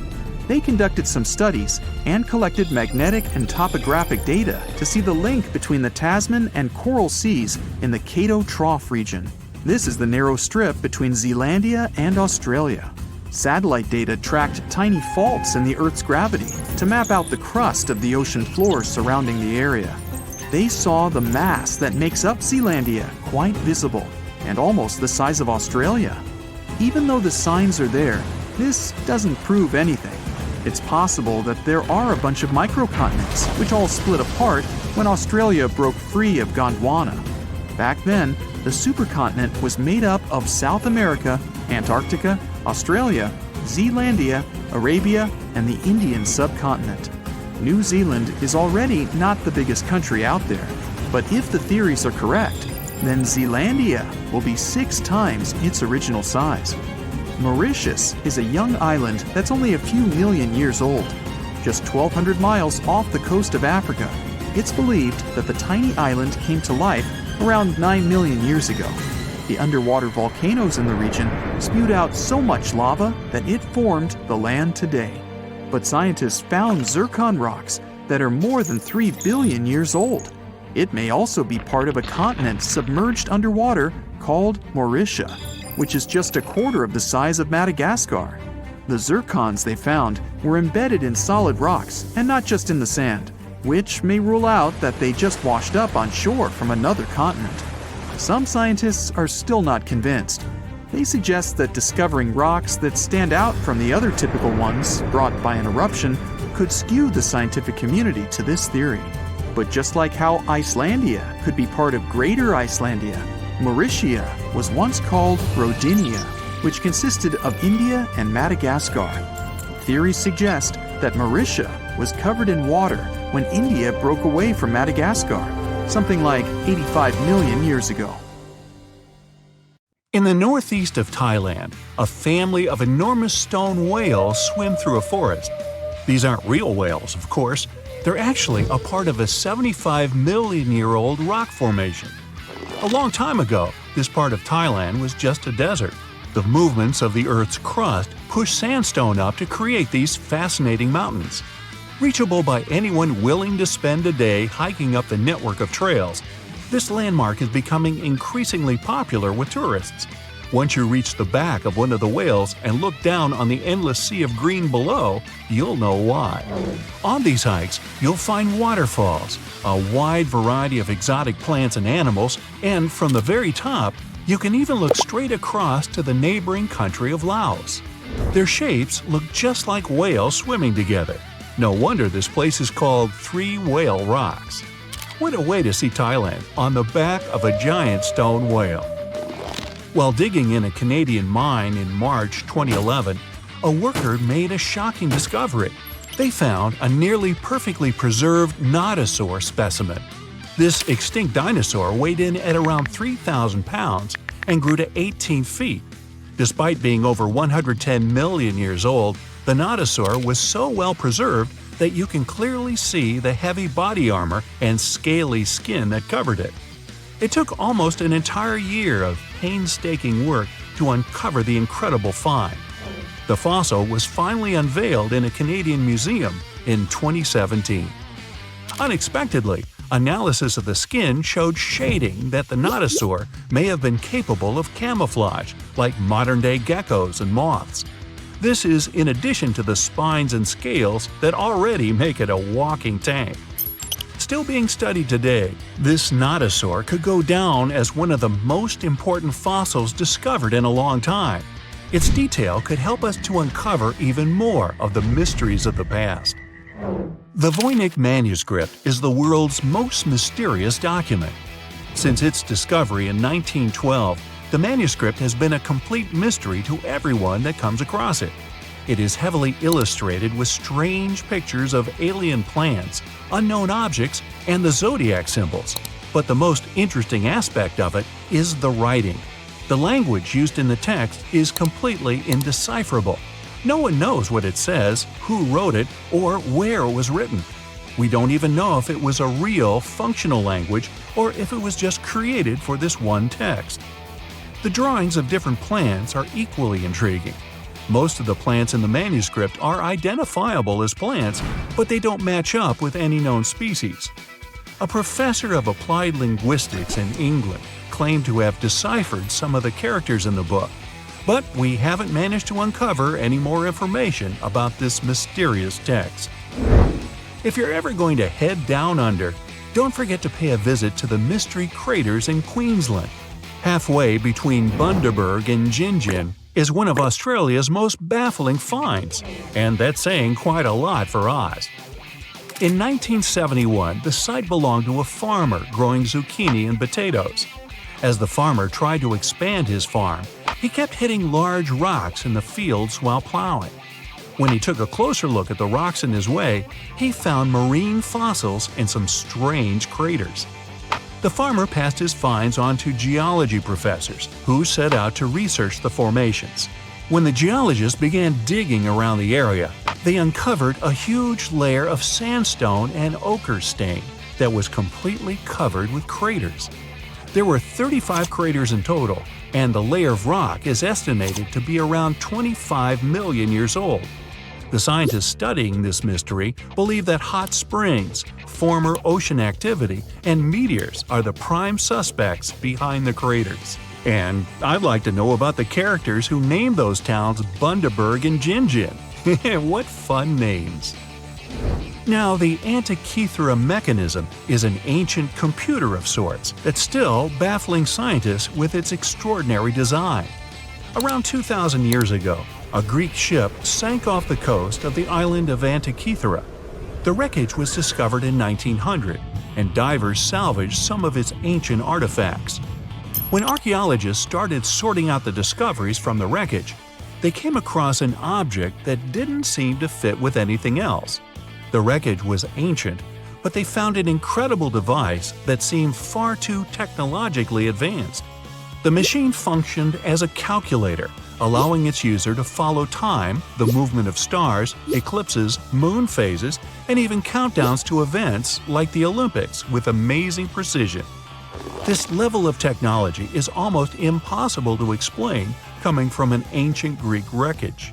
No mechanism would come close to the machine until the 14th century, when geared clocks began to be built in Europe. How was the device created so long ago, 1,400 years before its time? Could the sinking of the Antarctica and the loss of the calculator have held the development of technology back by hundreds of years? Meanwhile, the Caucasus Mountains near the Black Sea are one of the few areas of Europe that haven't experienced much human impact, even though most white-skinned people in the world are referred to as Caucasians. Despite this, archaeologists have found many ancient megalithic structures in the area. The house-like structures, known as dolmens, contain jewelry, bronze tools, and assorted pottery. Archaeologists don't know who built them, why they built them, or what their true purpose is. The stones were either two stones held together by a large stone as a roof, or smaller stones stacked as walls with a hole only on one side. There have even been stone plugs found that to seal whatever is inside. What's even stranger about these stone formations is that they aren't just found in the Caucasus. They're found all over the planet, in Australia, South Korea, Colombia, Africa, and even France. Their purpose is unknown, so all scientists can do is speculate. The discovery of the tomb of the first emperor of China in 1974 is well documented. Who could forget the finding of 8,000 terracotta warriors protecting the entrance? Most of the statues are warriors, each with their own unique facial expressions. There are even full-size terracotta horses and chariots too, just for extra protection. What isn't well known is that some areas of the tomb haven't ever been entered yet. Archaeologists are very reluctant to open the site because the whole area is unstable. There might be something amazing inside, but no one wants to risk losing an amazing piece of history. Eventually, researchers will send tiny robots into the unopened tombs to give a better idea of what's inside. Until then, archaeologists have to wait a little bit longer for the secrets. In southern Costa Rica, people have discovered a collection of mysterious stone spheres. There are over 300 scattered around the landscape, and some are almost 7 feet across. No one knows their purpose or how they were produced. One thing we do know is the material they were made from: gabbro, a volcanic rock. Carving the stones into their perfect spherical shapes would have taken a lot of time and effort. Researchers think they might have been made by a now extinct group, using barely any tools. The best theory is that they used small stones to chisel away at the edges of boulders, before using sand to smooth the sides. Some think that they may have an astronomical purpose, or even used as markers to point the way towards something, but no one knows anymore. Their significance is lost with the civilization that created them. Off the southern tip of Japan, and 75 miles from Taiwan, lies the Yonaguni Formation. A local diver first noticed these formations in 1986 while searching for new dive sites to take tourists. Seeing the large steps that resembled a pyramid, he thought he discovered an underwater city. Some archaeologists believe that the structures could have been signs of a fabled Pacific civilization, like Atlantis, that vanished beneath the waves thousands of years ago. There are also reports of marks in the stone, suggesting quarry work. Some people even claim that there were faded images of humans and animals carved into the stone. None of this is backed with much evidence, though. Most experts believe that the formation is natural, and the symmetry of the rocks has been overstated. They are not as straight as reported, and it appears to be solid natural rock, rather than carved blocks. In other words, the resemblance to a sunken civilization is just a coincidence. In Turkey, archaeologists believe they might have found the oldest known architecture in the world, over 10,000 years old, according to experts. Found in an area that used to be home to ancient farming communities, these monoliths, which stood up to 18 feet high, were likely used for social events and rituals. Not much is known about them, though. These large stone structures seem to be human-shaped, with images of animals carved into them. Nearby, researchers have found signs of domestic housing, suggesting that these amazing monuments might have signaled the start of the move towards modern civilization. The Kimbaya artifacts are some of the most interesting artifacts ever found. The most curious thing about them is how closely they seem to resemble modern airplanes. They're so aerodynamic that modern scientists believe they might even be able to be used as blueprints for a functioning aircraft. In 1994, two aeronautical engineers created larger-scale models of these artifacts. They proved that the designs fly, with a little help from modern engines. What's really astonishing is that these objects are possibly thousands of years older than the first airplane by the Wright brothers. Just another one of our world's fascinating mysteries. 20 miles south of Olympia, Washington, there are strange 8 feet tall and 30 feet wide grass mounds. They cover an area of nearly 1 square mile. These small hills are known as the Mima Mounds, and nobody knows what created them. They've been haunting the dreams of geologists for nearly 200 years. Scientists have been arguing about what exactly caused these mounds to pop up all over the place. There are such theories as earthquakes, glaciers, gas vents, clay swelling, and even termites. In 1942, geologists supposed that pocket gophers could create the mounds. In 1987, the theory was tested. Small bits of metal were pushed into the mounds and monitored with the help of a metal detector. As gophers dug their burrows, the pieces of metal were pushed uphill. A computer program analyzed those results. It turned out that many generations of gophers could indeed form the mounds. It would take them over hundreds of years. But why would they push the soil up when it takes way less energy to move it behind them? That's unclear. So far, gophers' involvement is still just a theory. Scientists used to consider the Amazon rainforest a large ecosystem that's been filled with trees for millions of years. Yet when the 16-foot-wide Amazon rings were discovered, it changed all the theories. These rings proved that the area looked very different before forests started growing here. It looked like a modern savanna. Scientists took soil samples near the lakes, and the results showed that this soil didn't come from a rainforest. It was from dry lands. It may mean that people who used to live here probably had a completely different environment from what scientists thought. Geologists are still studying the rings, and they're trying to figure out what purpose they serve. Known as the Eye of the Sahara, the Reichat structure is a 30-mile-wide ring-shaped object in the middle of the desert. Reichat was initially thought to be a meteorite impact site, but now scientists believe that it was created by the erosion of a hill or mountain. It eroded away over time, but left layers of rock rings that were once a mountain. The eye is so prominent that the astronauts on board the International Space Station can see it from up there. Antarctica is the coldest, driest, windiest place on Earth. But the strangest thing about it might be located deep under the ice. Until about 60 years ago, Antarctica was considered flatland. That all changed in 1958 when the Gamburtsev mountain range was discovered. It was hiding under 2 miles of ice.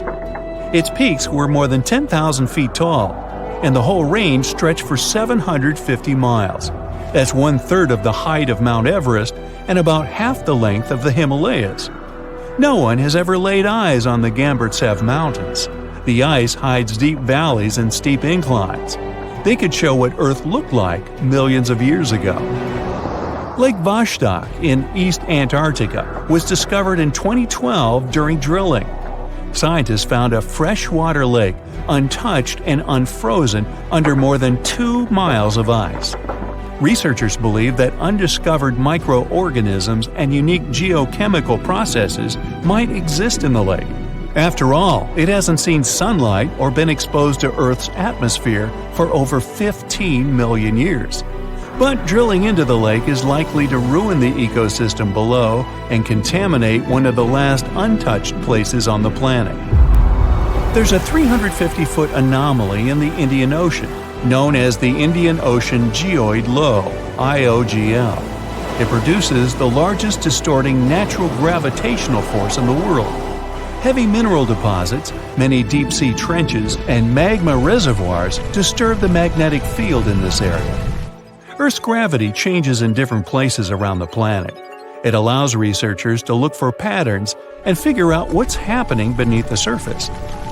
Higher gravity fields usually means denser materials below, and vice versa.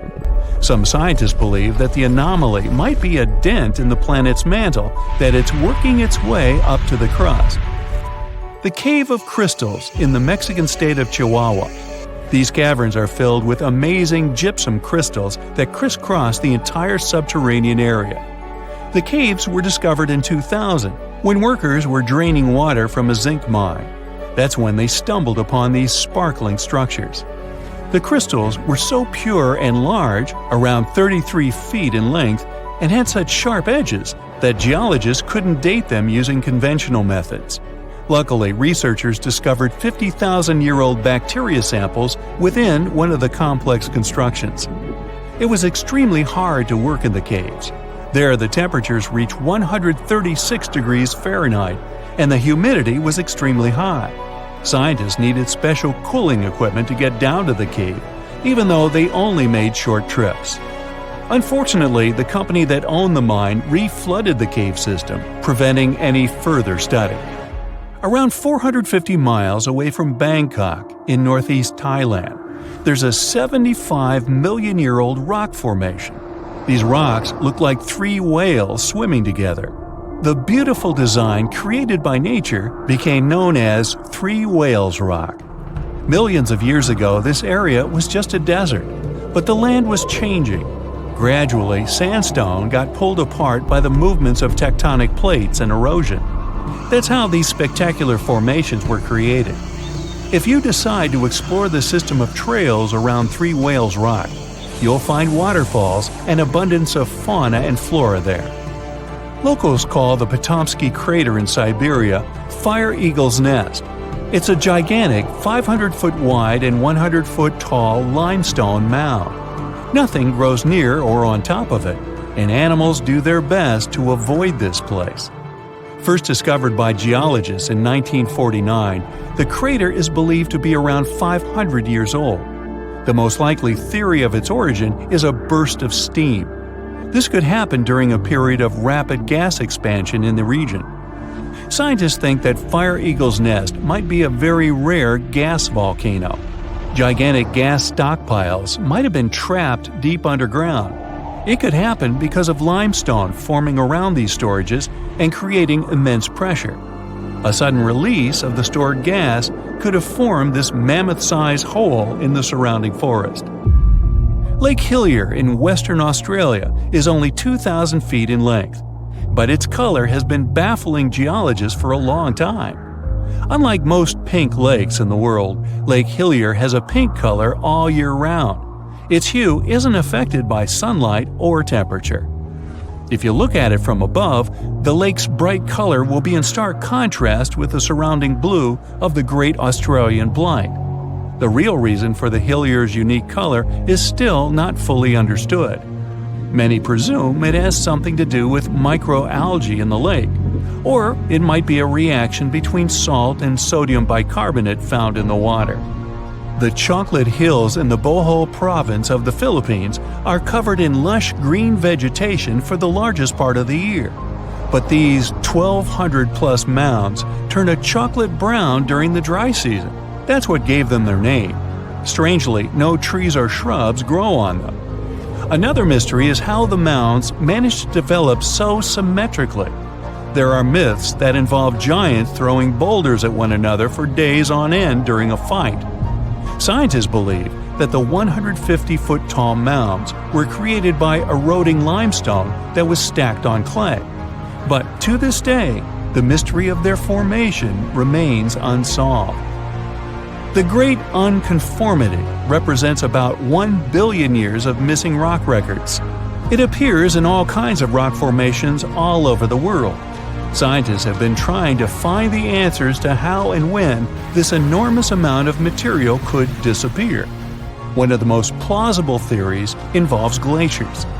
It could happen during the time known as Snowball Earth. That's when the planet was completely covered by ice.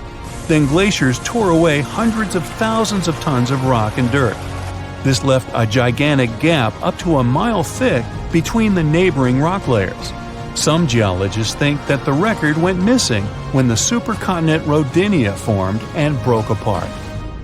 Located on Yamal and Geeden peninsulas, these expansive pit holes were discovered in 2014. They seem to be still changing and evolving.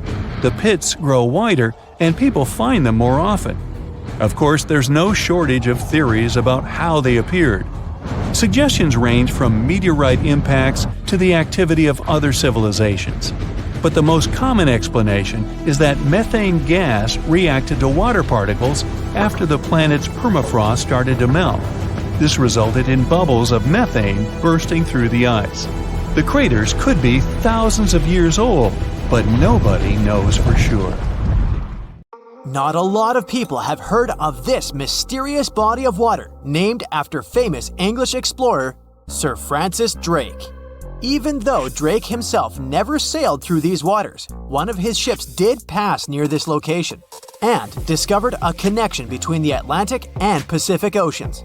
That's how the area got named the Drake Passage in 1578.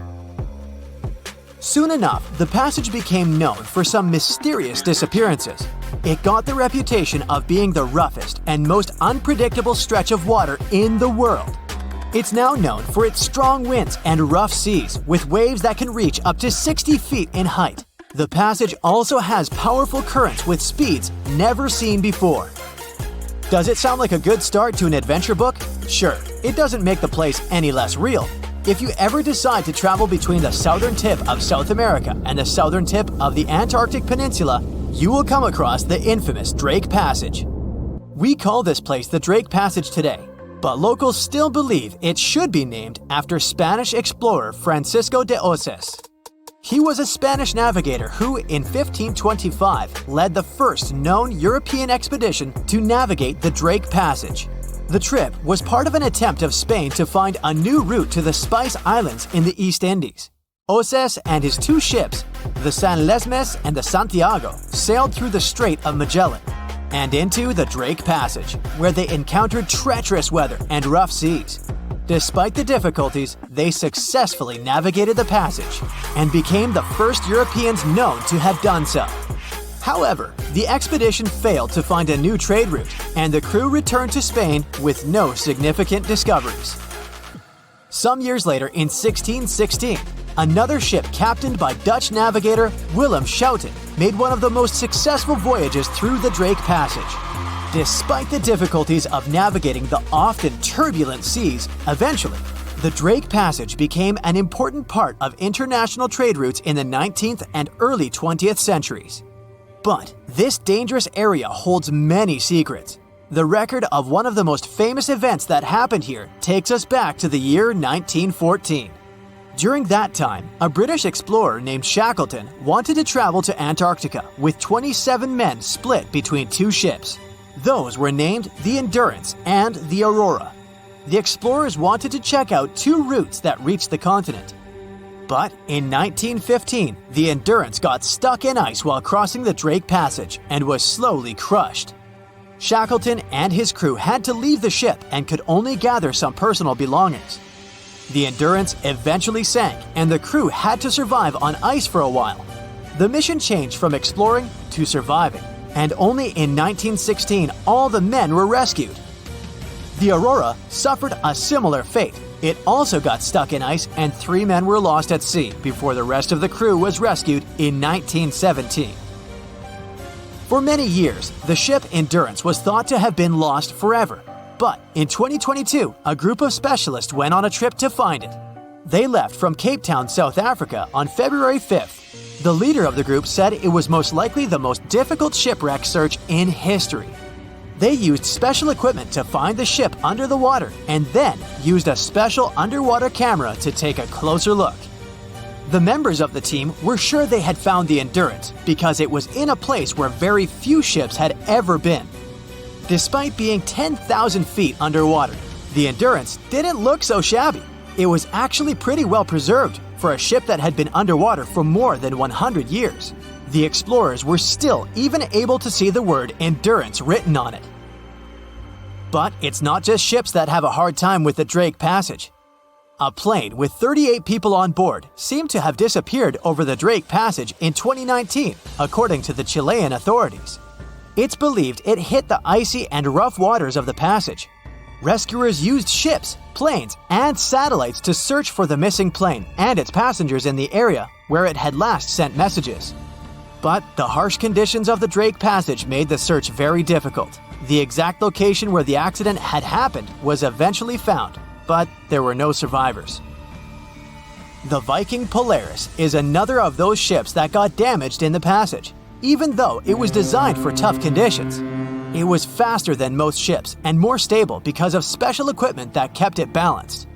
One night, back in 2022, the waves were indeed big, but the ship seemed to be doing well in the rough weather. But then, on its way back to port in Ushuaia, Argentina, a rogue wave suddenly hit the ship without warning. People on board felt like they had been hit by an iceberg. Rogue waves are much taller than other waves around them, and they're very unpredictable. Scientists still don't know exactly why they occur. When this rogue wave hit the Viking Polaris ship, it immediately broke windows on the second deck. Some people on board were hurt, but thankfully, most of them had been properly trained before boarding the ship and knew what they had to do in case of an emergency. The crew was also very good at helping the passengers. Most of them even claimed later that they would board the ship for the second time, despite such an unexpected experience. The boat eventually made it to the port without suffering further damage. What makes this region so hard to cross, though? For starters, the Drake Passage is a wide and deep area of water. It's about 500 miles wide and has a depth of 15,000 feet. Even the most experienced sailors who cross the passage every year say it can be dangerous, unpredictable, and even scary at times. And that's even considering the modern technologies we have today. The area is a mix of warm and cold temperatures, which can result in ravishing storms. Strong winds from the west push the water from the Pacific Ocean into the passage, creating waves and swells that can reach up to 30 feet or more. If accidents happen here, things can get ugly faster than anywhere else. The Drake Passage is a part of the ocean where the water is very cold and has strong currents. The bottom of the ocean there is also not stable, making it harder to find things like a plane or a ship.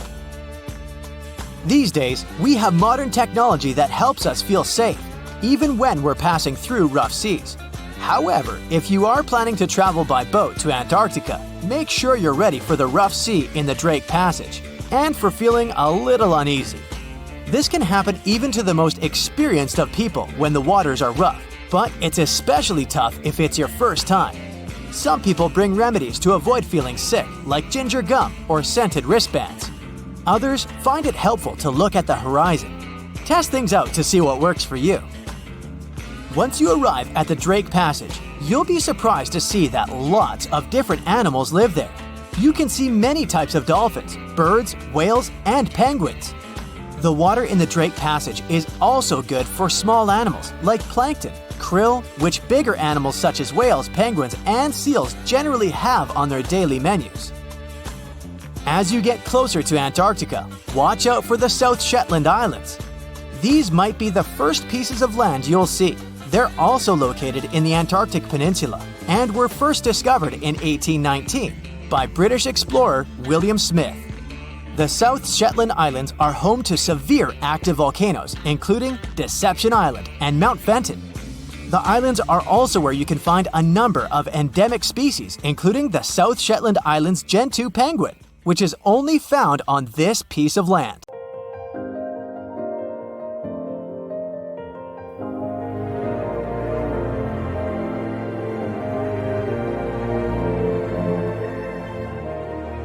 Welcome to No, a small town located in the south of Seward Peninsula, on the west coast of Alaska. If you live here, I'll bet you say there's no place like Nome. Well, maybe not. It's cold and snowy here, and no roads connect this town with other settlements. And with the onset of night, locals have disappeared here without a trace. Perhaps that's why only 3,500 people live here. Well, let's investigate this case. People disappear in cities for assorted reasons, but it was Nome who attracted the attention of the public. From 1960 to 2004, some 24 people went missing there. That number is statistically too big for such a small population. People just didn't come home in the morning, and no one knew what had happened to them. All the locals in small towns like Nome know each other. There are almost no strangers here, as it's difficult to get to Nome. There are no roads and no ferry crossing. All roads from Nome break off and lead to beautiful natural landscapes unspoiled by human mammals. You can get there and back by plane. And this is not some passenger jet, but a small biplane. Another way to get there is by snowmobile. By the way, Nome is the ultimate point of the famous dog sled race, the Iditarod. Also, you can pay locals from neighboring villages and towns to bring you to Nome by motorboat. But despite this, the town has become quite famous. The frequent disappearance of people finally got needed attention. The whole world found out about Nome, and in 2009, Hollywood even made a movie about it. For a long time, no one could solve the mystery. The police had no clues, no witnesses, nothing. There are long, cold nights here in winter, and the air becomes so cold that a glass of water freezes in minutes. Snow can fall constantly. Therefore, if someone leaves the town at night, snow will sweep all traces away by the morning. Of course, people began to come up with their own theories. The most popular one was about someone who took people away by force. The police didn't find any evidence that some person could do it. So, if it's not a human, it could be some beast. And again, police found no evidence to support this version. After that, people started thinking that creatures from other planets caused these disappearances. Many locals were sure that the town was a popular destination for extraterrestrial spaceships. The plot of the Hollywood movie The Fourth Kind was based on this version. More time passed. Finally, the police and the FBI launched a large-scale investigation, and they uncovered the truth. They realized that the stories about missing people were exaggerated. The popularity of Nome and the constant talk about fantastic things made people believe in the reality of these versions. Now, let's assume that some of the appearances were made up. But still, many people are gone. What about them? The answer is bars and harsh weather. Entertainment venues are open at night. Some locals have fun, leave the bar, and go home. At this moment, a heavy snowstorm begins. Visibility drops to zero, and the strong wind knocks you down. This way, a person might simply get lost. And that's it. The truth turned out stranger than most versions.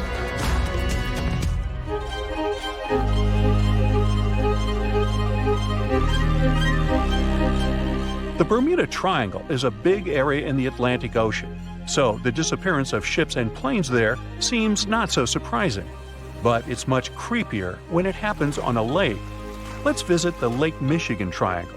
It's located between Michigan and Wisconsin. For a couple of centuries, terrible things have been happening here. People put the same legends around this place as around the Bermuda Triangle. They reported unexplained phenomena and saw flying objects above the lake's surface. Some believe that the triangle is a time portal. Of course, no theories have been confirmed, but strange cases have occurred on the triangle territory. One happened in 1950, when a Northwest Airlines plane with 108 passengers disappeared without a trace during a flight over the lake. Police officers saw a red light over the lake 2 hours after the plane's last communication. The aircraft probably crashed, but rescuers didn't find any passengers or wreckage. All that's left was just an oil stain on the water. Many ships and boats disappeared there, but one of the strangest cases occurred on April 28, 1937. It was midnight. One ship was sailing through this lake. Captain George Donner went to sleep in his cabin after a hard day's work. 3 hours later, the vessel was approaching the port. One of the crew members went to the captain's cabin to wake him up. The door was locked from the inside. The assistant knocked, but no one answered. When he suspected that something had happened to the captain, the assistant unlocked the door. He got into the cabin, but there was no captain there. He seemed to have disappeared into thin air. The crew couldn't find him. Since then, the eerie disappearance of Captain George Donner remains unexplained.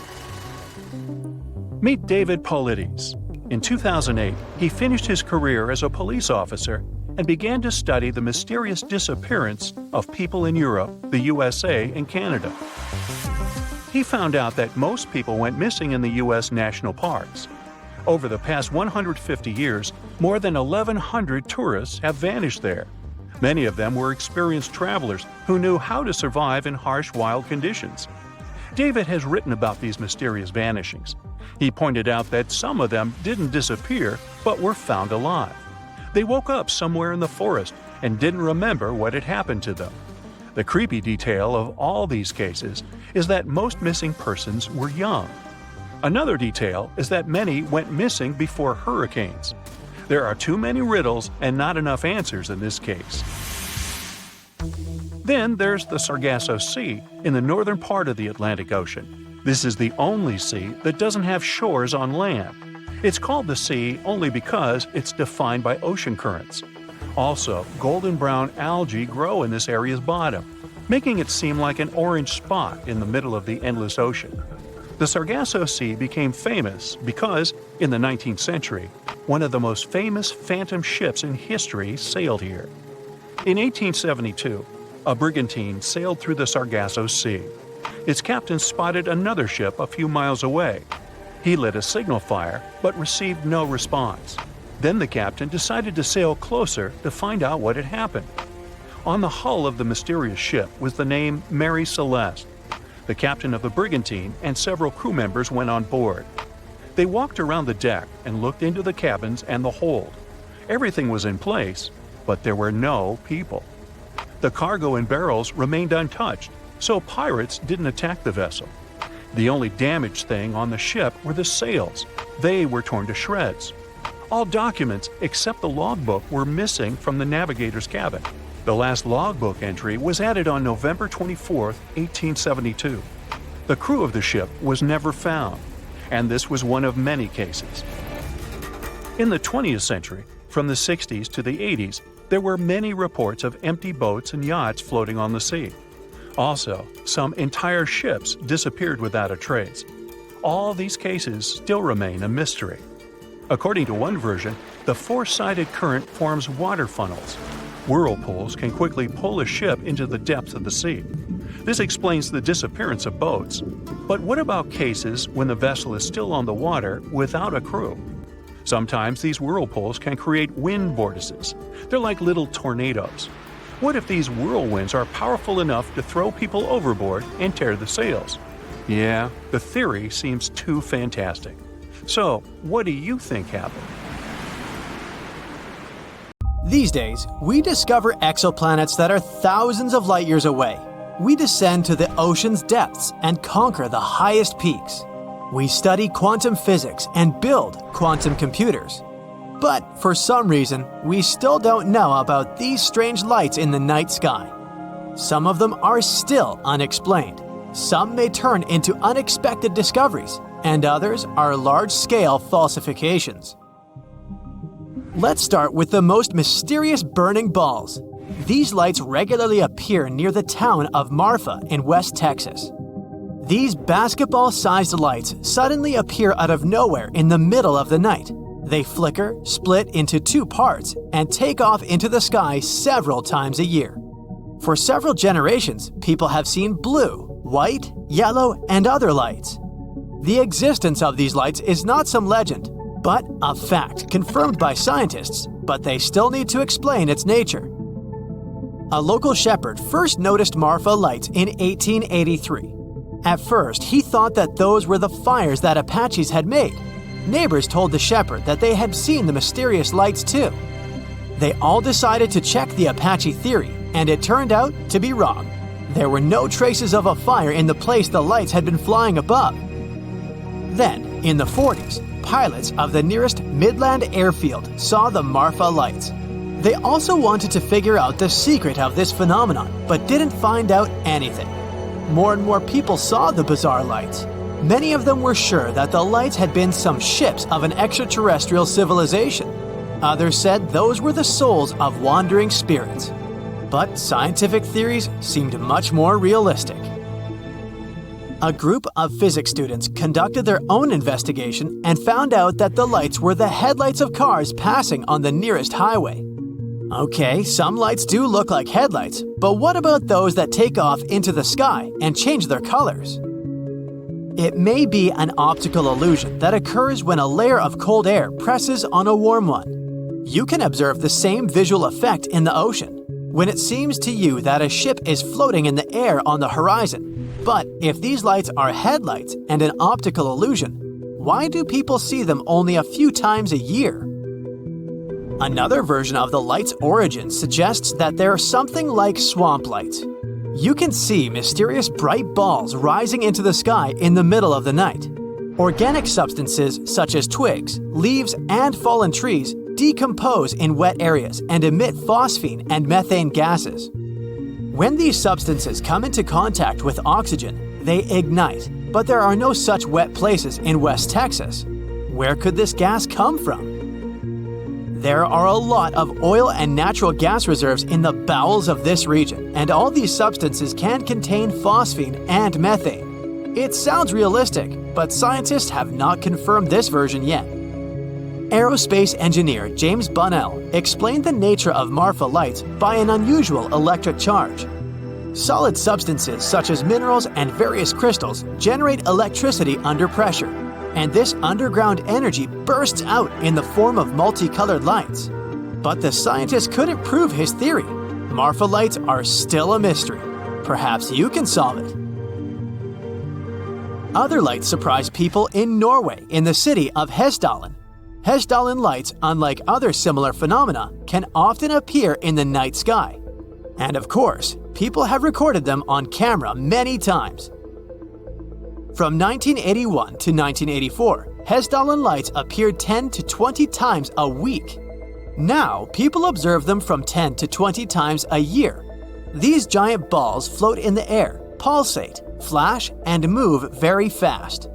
Also, the balls can hang in the air from a few seconds to several hours. Even though people recorded them on camera many times, scientists still cannot study them. Hessdalen lights are very bright, and if people understand their nature, they can create light sources using this unknown alternative energy. So far, there are several theories about these lights. Physicists suggest that the balls appear when clouds of dust containing scandium burn in the air. It's a light silver-colored metal. There are many deposits of this substance in the valley where people observe Hessdalen lights. Another theory says that the balls are the result of the accumulation of macroscopic crystals in the dust plasma. This plasma is formed when air is ionized and blah blah blah. In short, this is a complex scientific hypothesis that hasn't been confirmed.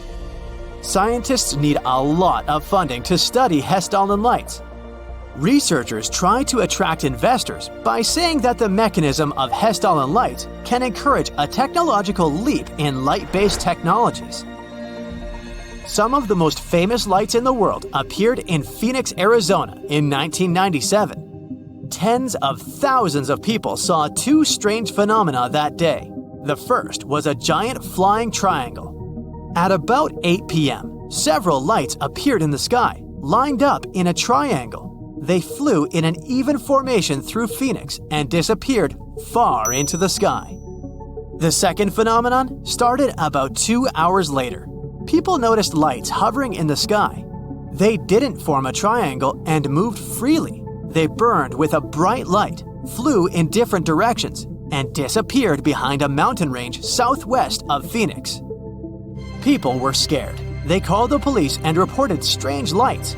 Many were sure that those were ships of an extraterrestrial civilization. But the explanation soon appeared. Both incidents were the result of aircraft exercises. In the first case, people saw several planes lined up in a triangle. They flew over Phoenix and landed at an air base nearby. In the second case, exercises were held using lighting rockets. Several planes dropped glowing rockets, which were landing on tiny parachutes for a long time. They burned in the air and then disappeared behind a mountain range. Quite a logical explanation, but then, almost 10 years later, something strange happened again. On April 21, 2008, the Phoenix police station received hundreds of messages from worried residents who had seen strange lights in the sky. 4 bright balls hovered over the city, changing their shape. They became triangular, then rectangular, and then disappeared one by one. The police contacted the nearest airfield, but they said that the radar hadn't seen any objects in the sky. If those had been material things, the radar devices would have shown them. The police had no explanation. The air traffic controllers also didn't know what it was. The case caused a great stir in society. Many began to recall the phenomenon that occurred a decade ago and again claimed that those were extraterrestrial ships, but all disputes ended after 2 days. Some man called local television and admitted that he had created the lights using flares and helium balloons. He tied a flare to a balloon, set it on fire, and lifted it into the air. Then, minutes later, he repeated this action, then again, 4 times. Many witnesses of the lights didn't believe this story and continued to insist on the extraterrestrial nature of the mysterious balls, but they were wrong. Radars would have noticed something if objects with a metal surface had been flying there, but light balloons and flares were too small to be detected by radars. Secondly, all the lights were flying to the east. The wind was blowing in the same direction that day. Third, the time of the burning. Signal rockets burned for about 20 minutes. When one of those lights faded, the second burned down for another minute. And the last one went out about 20 to 30 minutes after the first fire was started. Witnesses mentioned the same duration of time. One of the locals was a neighbor of the guy who confessed to organizing the hoax. The neighbor saw him lighting flares around 8 p.m., at about the time when the calls to the police started. Phoenix lights have become a great example of how easy it is to deceive people and cause a stir. Wow, talk about noisy! Toadfish have a unique ability. They can create a very strong sound. The human ear usually can't hear it, especially if only one fish is making the sound. But if many fish are making the sound at the same time, well, it's going to be hard to forget, and you may not be able to stop hearing it. Toadfish are a common part of the fauna off the coast of Sausalito in California, and every year thousands of them gather in the shoals to party and scream. Together, they create a collective sound that can be easily heard by those in the houses near the shore. The noise, which can be described as a low hum, can even penetrate into the city center. Some people get bothered by this constant humming. This is a unique natural phenomenon, but there's a catch. At some point, the fish swim away from the shore, but the sound remains. Also, scientists have proven that this fish-made noise can't spread through the city, and many residents of the coastal areas don't hear it.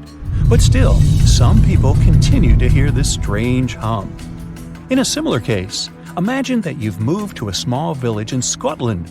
You rent a house, have dinner, and go to bed. As you're settling into sleep, a strange hum permeates your room. It sounds like someone started their truck somewhere in the distance.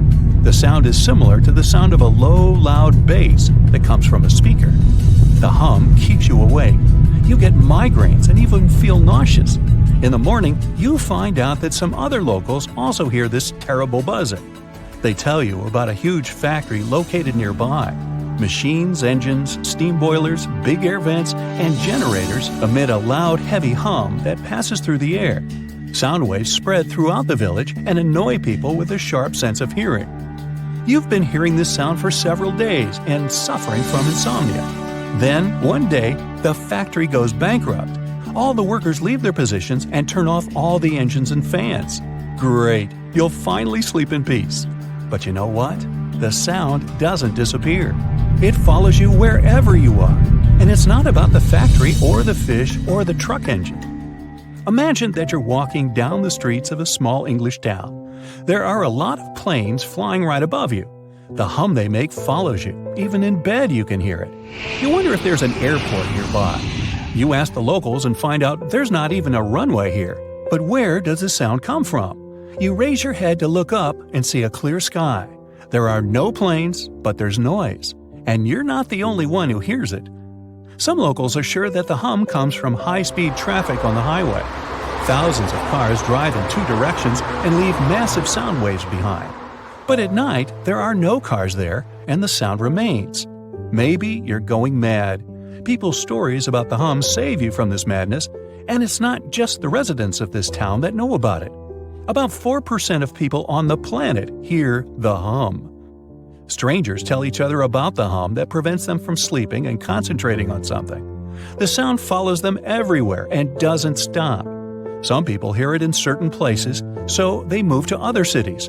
Maybe you're hearing it right now and not paying attention. But be careful. If you recognize it once, you won't be able to stop hearing it. There's a website and a forum on the internet dedicated to the hum.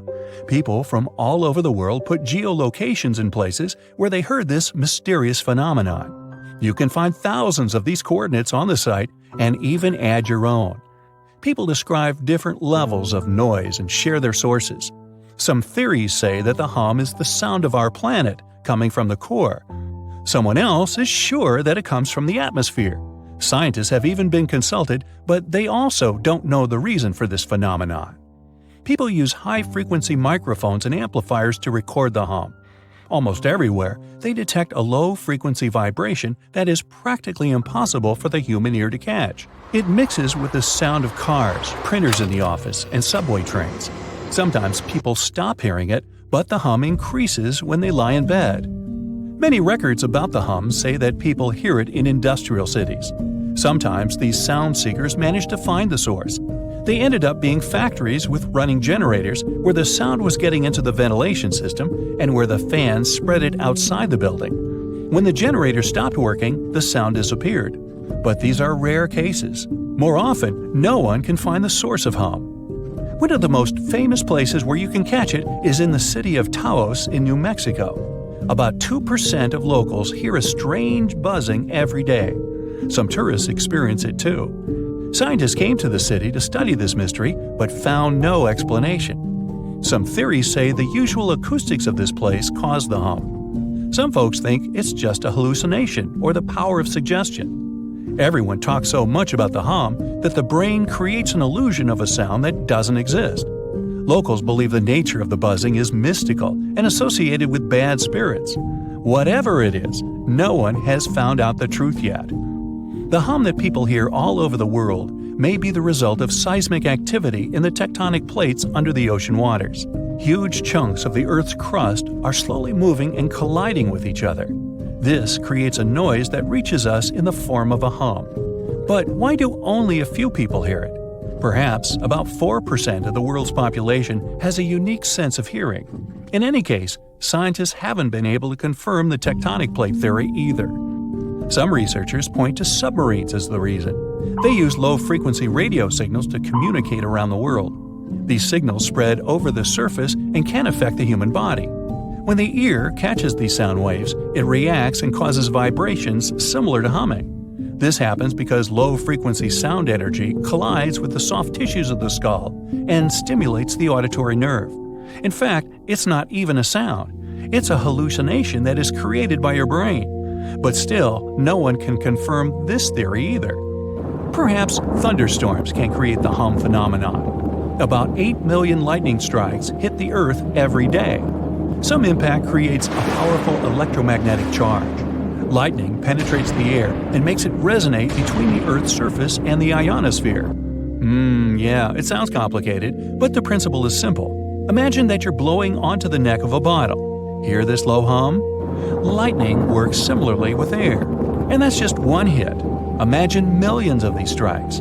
The sound waves spread all over the planet, and some people hear them. Lightning constantly strikes all the time, so the hum never stops. In 1973, scientists put forward a theory that the reason for the hum is the jet stream shearing against slower-moving air. In simple words, wind and fast air flows intersect slower ones. As a result, a whistling sound appears, and electric towers and power lines amplify it. By the way, the first reports of the hum appeared in the 70s. People learned about this phenomenon from the small British city of Bristol. Dozens of residents heard this strange noise in different parts of the town. In the beginning, they ignored it. Then the sound became increasingly more irritable. It prevented people from working and living their everyday lives. They couldn't sleep and couldn't concentrate on anything. There was a warehouse with industrial fans in a neighboring town. The locals were sure that this was the reason for the hum. The warehouse stopped working a few years later, but the sound remained. You may even be able to hear it right now if you visit the city. There are many theories about the hum, but you can reduce almost half of them thanks to one factor. Tectonic plates, seismic activity, lightning strikes, the Earth's crust, and resonating air are logical explanations. But look at all the records about the noise. People hadn't mentioned this until the 70s. If this phenomenon had appeared earlier, many newspapers would have written about it. Apparently, the hum is not a mystery of nature. Perhaps this is a consequence of all of our technological achievements. Factories, power lines, airplanes, cars, ships, trains, microwaves, and generators create an imperceptible background noise that most people ignore. We're so used to all these noises that we have forgotten what silence is. Perhaps our brain made the hum inside our heads to respond to our noisy world. If you start to listen carefully right now, what kind of sounds will you hear? Where are they coming from? And is there the hum among them? If you've ever been to Yellowstone National Park, you were probably mesmerized by its geysers, which spew superheated water and steam high into the air. But an even more intriguing thing actually hides underground. I'm talking about that underfoot plumbing system that makes those grand eruptions possible. About that, there's good news. Recently, researchers have succeeded in mapping the national park's hydrothermal plumbing system with the help of a giant flying magnet. As a result, scientists have managed to document all these features in stunning detail. The thing is, Yellowstone houses the world's largest hydrothermal system. It contains over 10,000 features, like geysers, mud pots, hot springs, and steam vents. They're fed by a network of underground water pathways. Those get overheated by magma flowing underground. It causes the water to rise to the surface. Now, no one actually knows much about the workings of this system, but the newly created maps might finally shed light on it. Experts explain that their knowledge of Yellowstone has a subsurface gap. That's why it's often called a mystery sandwich. Scientists know quite a lot about the features on the surface because they can observe them directly. And they know what's going on in the magmatic and tectonic system several miles below the surface. But they haven't figured out what's happening in the middle yet. So, I must tell you about that giant flying magnet used for research. It's known as SkyTem. It was attached to a helicopter and flown over Yellowstone several hundred times, scanning the ground below. The magnet is made up of an 82-foot-wide charged wire loop. Its main task is to generate a strong electromagnetic field. And since different kinds of material, like water or rock, respond to this field differently, scientists managed to create a few subsurface maps for the first time ever. The mapping technique also allowed the researchers to differentiate between magma and bedrock, since they have a bit different magnetic properties. And the team got a chance to see how the magma and water interact and create those mind-blowing geological features on the surface. The team got high-resolution maps to a depth of around 500 and 2,300 feet, and low-resolution maps showing what's going on at a depth of up to 1.5 miles. At the same time, the researchers think that the hydrothermal system itself may stretch as far as 3 miles below the surface. If they're right, it means they've only mapped the top half of Yellowstone's plumbing system. Anyway, remember how I said that scientists know pretty much about the bottom part of the Yellowstone sandwich? They have such a good idea about the tectonic plates and deep fault lines because the park's frequent earthquakes provide them with a lot of opportunities to study different phenomena. In July 2021, for example, more than 1,000 earthquakes rocked the area. These days, the team of researchers knows much more about some famous features, like the Old Faithful Geyser or the Grand Prismatic Spring. They've also found out that individual hydrothermal features on the surface can actually be connected to others, which can be as far as 6 miles away from them. Another interesting discovery is that even though Yellowstone geysers and hot springs vary in size, shape, color, volatility, and chemical composition, they are mostly fed by very similar underground sources. That means that the difference between the features appears closer to the surface. Now, I'm sure you've seen the iconic image of Yellowstone with a large rainbow-colored spring, fiery orange at its edges. So what makes these hot springs so colorful? Surprisingly, these awesome hues come from microscopic creatures. The temperatures in the springs are so high, they can easily and quickly cook you. Plus, the water there is super acidic, like the liquid in a car battery. But there are certain types of heat-loving microbes that don't mind these crazy conditions. You can even say they're thriving there. So every ring of a different color is, in most cases, a ring inhabited by different bacteria. And each species is adapted to a particular temperature or pH level, which measures how acidic this or that environment is. For example, take the Grand Prismatic Spring, yes, the iconic one. Its rainbow hues likely hint at the diversity of microbes living there. So, starting from the center of the hot spring, you can see a beautiful aquamarine color there. That's where the water temperature is the highest, reaching 189 degrees Fahrenheit, because this area is right over the underground water source. The water there is too hot even for microbes. That's why what you see is mostly clear water. As for the reason for its blue color, it's the same as why the sky is blue. Sunlight hits the surface of the water and the light scatters, but the blue light scatters the most, getting reflected back to your eyes. Now, the next ring of color is yellow, all thanks to certain cyanobacteria. The temperature in this yellow ring reaches 165 degrees Fahrenheit. If the conditions in the hot spring were a bit different, these bacteria would create a blue-green hue, thanks to a green pigment called chlorophyll. But since the sunlight hitting the spring is too intense, the bacteria start producing another type of pigment. It's called carotenoids. And guess what? It acts as a sunscreen for the bacteria. And since this pigment is orange, the normally green bacteria get a yellowish hue. And finally, we've got that bright orange color closer to the edges of the prismatic spring. It's a bit cooler there, around 149 degrees Fahrenheit. In this part of the spring, you can find several types of bacteria. They all produce substances that give the spring this bright orange color. And finally, right at the edges of the spring, the temperature is cooler, around 131 degrees, and a greater variety of microbes can survive there.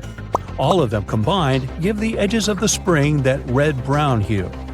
But scientists believe that people and their activity may have influenced the colors of Yellowstone's hydrothermal features. For example, in the past, the temperatures in the Morning Glory pool used to be much higher than they are today. That's why its color was a deep blue.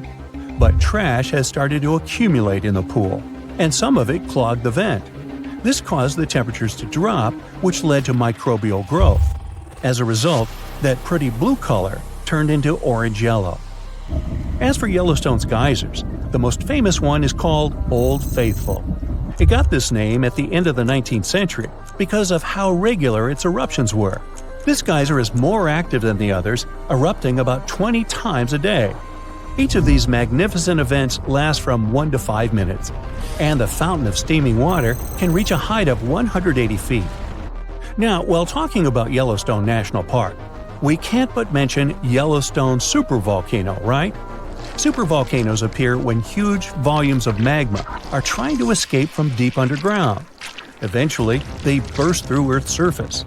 Sometimes all this magma gets stuck, unable to break through the planet's crust. And then, massive pools of pressurized magma gather at a depth of several miles. The pressure keeps growing because more and more magma is trying to get to the surface. At one point, a super eruption goes off.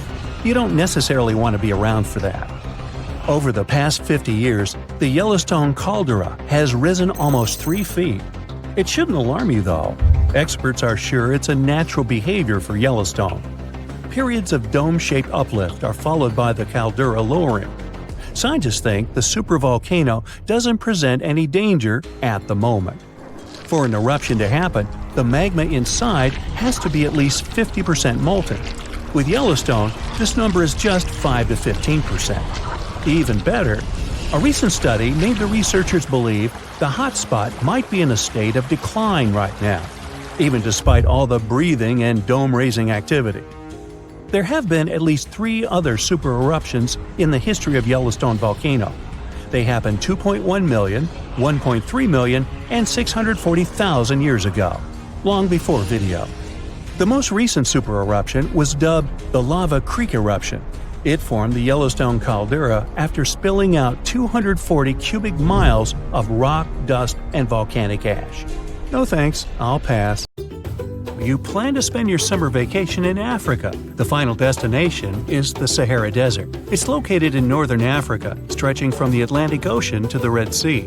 You're excited to ride camels and learn about the region's rich cultures. You hop on an extensively long flight, and finally, you are here. You find yourself in the world's biggest hot desert. Can you believe it's 3 million square miles? You're ready for your first adventure after drinking liters of ice-cold water. The guide gives you a choice. You can spend 2 weeks visiting a collection of oases, or you can help them solve an ongoing local mystery. Deep into the desert, near this Algerian town, lies a mystery begging to be solved. A collection of huge, spotted circles in the sand. There are dozens of them, stretching for miles in a straight line. The circles were first identified via Google Earth images several years ago. People have debated them for years, but no one seems to know the answer. The strange thing is that they are so many miles away from any towns, roads, or human activity. The quickest way to discover the truth behind the circles is asking questions. You grab your notebook and set out to talk to locals. Everyone is helpful in this scenario: geographers, anthropologists, elders, and historians. The first person you talk to is a map expert. You need to understand if those circles were authentic or a satellite glitch. You end up interviewing the people who take Google Earth satellite pictures.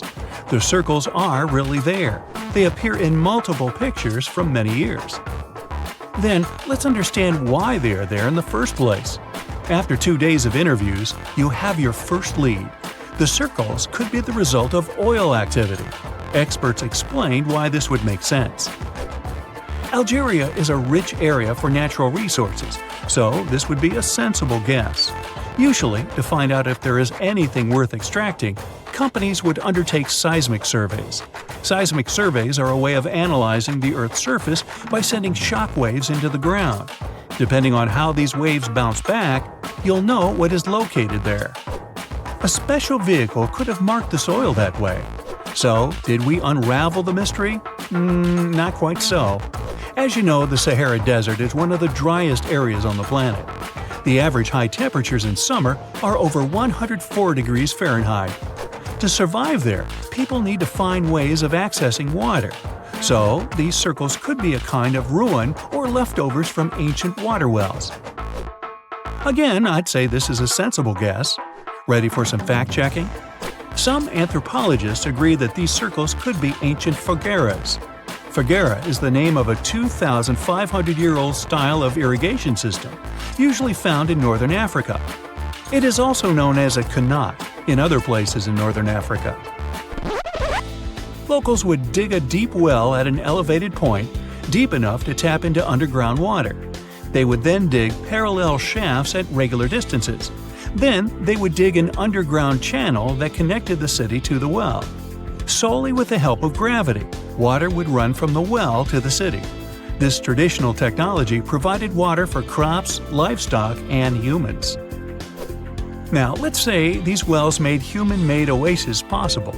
Even the closest municipality name was an indication that this could be true. The name Fogueret Essaouira is actually named after Foguerets, these ancient wells. Now, this lead was proving to be very accurate. You decide to travel over there to see for yourself. You take a local bus, sit back, and enjoy the ride. The landscape in northern Algeria is filled with ancient-looking towns. You even see ruins of wells along the way, on the outskirts of smaller cities. Opening Google satellite images, you can see the qanat's markings on the ground, a series of holes running down several miles. But as soon as you arrive, you find out you were wrong. Dale Lightfoot, one of the world's leading experts on qanats, said that the circles were definitely not qanats. Even the satellite images confirm this difference.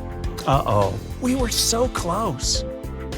Apparently, qanats or phageras would not run down a straight line. They wouldn't be shaped like circles. Another clue that this wasn't the case was that there were no towns at the end.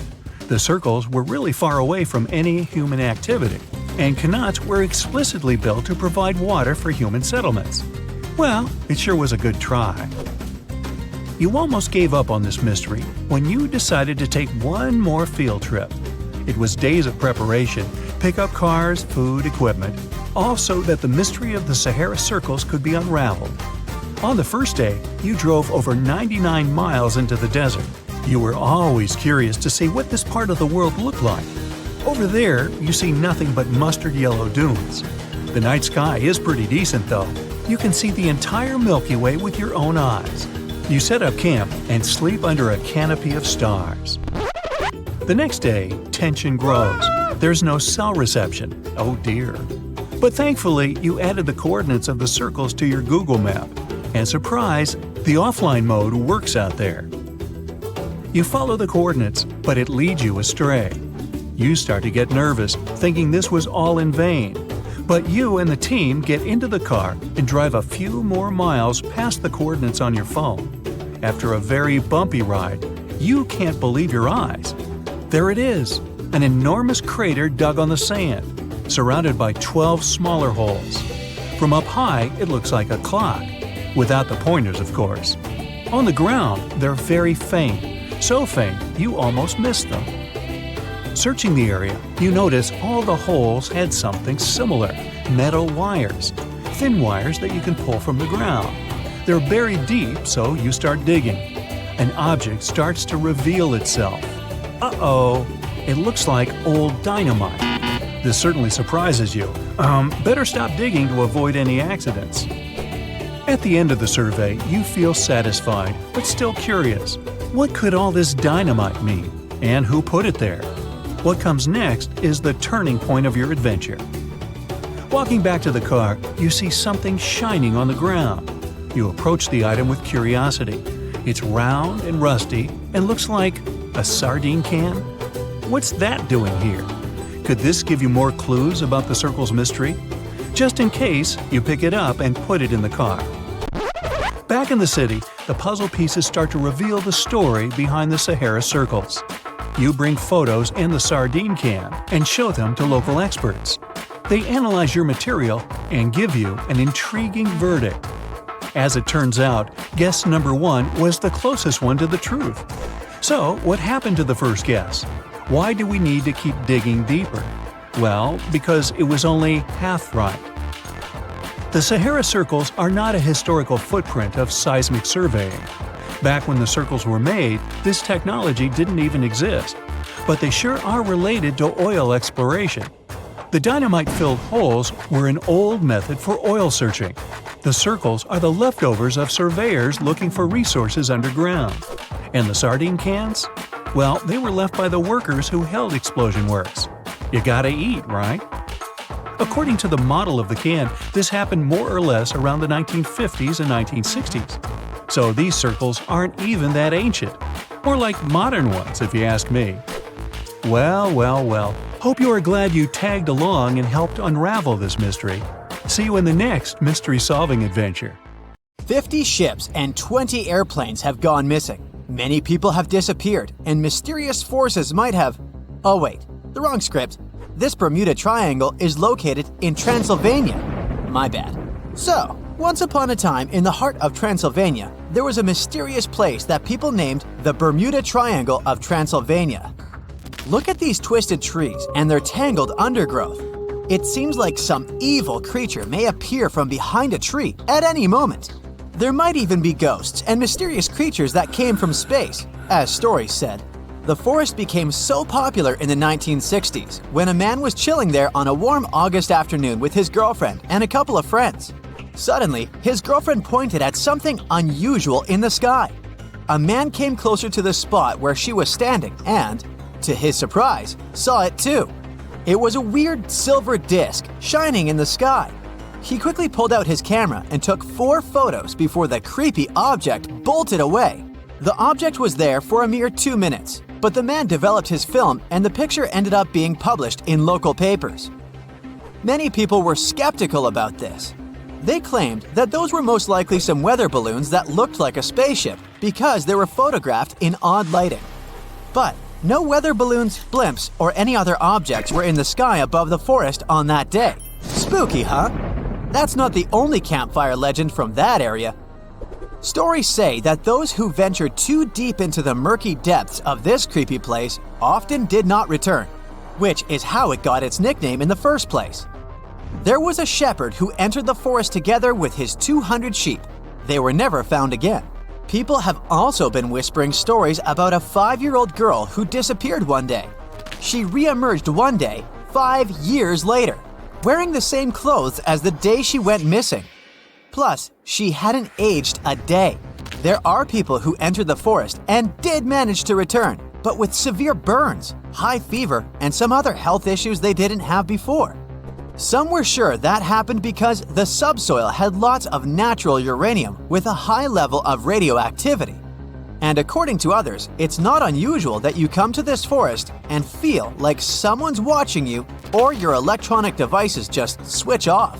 And now, here's something that's not a legend. The forest has a rich history. Some sources say it was home to the oldest settlement in Romania, dating all the way back to 6,500 BCE. Trees themselves are pretty mysterious. They grow in creepy spirals or have some unexpected zigzag patterns. Even though some scientists have come there to explore this phenomenon, they couldn't find the answer to why they're like this. It seems as if trees are twisting their limbs so they can reach out and grab you when you're not looking. And that's what's interesting. Each of these twisted trees spirals in a clockwise direction. But legends say lots of inexplicable things have happened in a specific part of the forest where you can't find trees or any other types of vegetation. It's a perfect circle called the clearing. The perfect name for a horror movie inspired by all these stories. The soil in this area with no vegetation has been tested, and no one has found any weird stuff or anomalies that could potentially stop plants from growing there. Some locals believe the forest has positive energy, which is why it's good to make a wish there. But many more people let their imagination run wild, telling stories about paranormal activities happening there, like mysterious spheres popping out in the middle of the forest or extraterrestrial lights. Either way, you and your castle can step aside, Dracula, because you're not the only scary story from Transylvania. Here's another reason you won't be able to sleep well tonight. The Isla de las Muñecas, or the Island of the Dolls. In the middle of the eerie and murky waters of canals near Mexico City, there's a small island. It may look charming at first, until you realize it's home to hundreds of dolls hanging from the trees and scattered throughout the overgrown vegetation. These dolls are old and decaying. They've lost their color over time, and their once cheerful faces are now twisted into expressions of despair and horror. There is a sad story behind this disturbing place. It says the island used to be home to a reclusive man who left his family more than 50 years ago to live alone on the island. He started obsessively collecting dolls that were lost in the canal. The story says he even traded products he grew to locals to get more dolls. The man didn't clean these dolls nor show any interest in fixing them. He would just decorate his island with them regardless of the state in which he found them. Even those that looked good ended up ruined due to winds and rain. They weren't just outside. His cabin was full of these scary dolls too.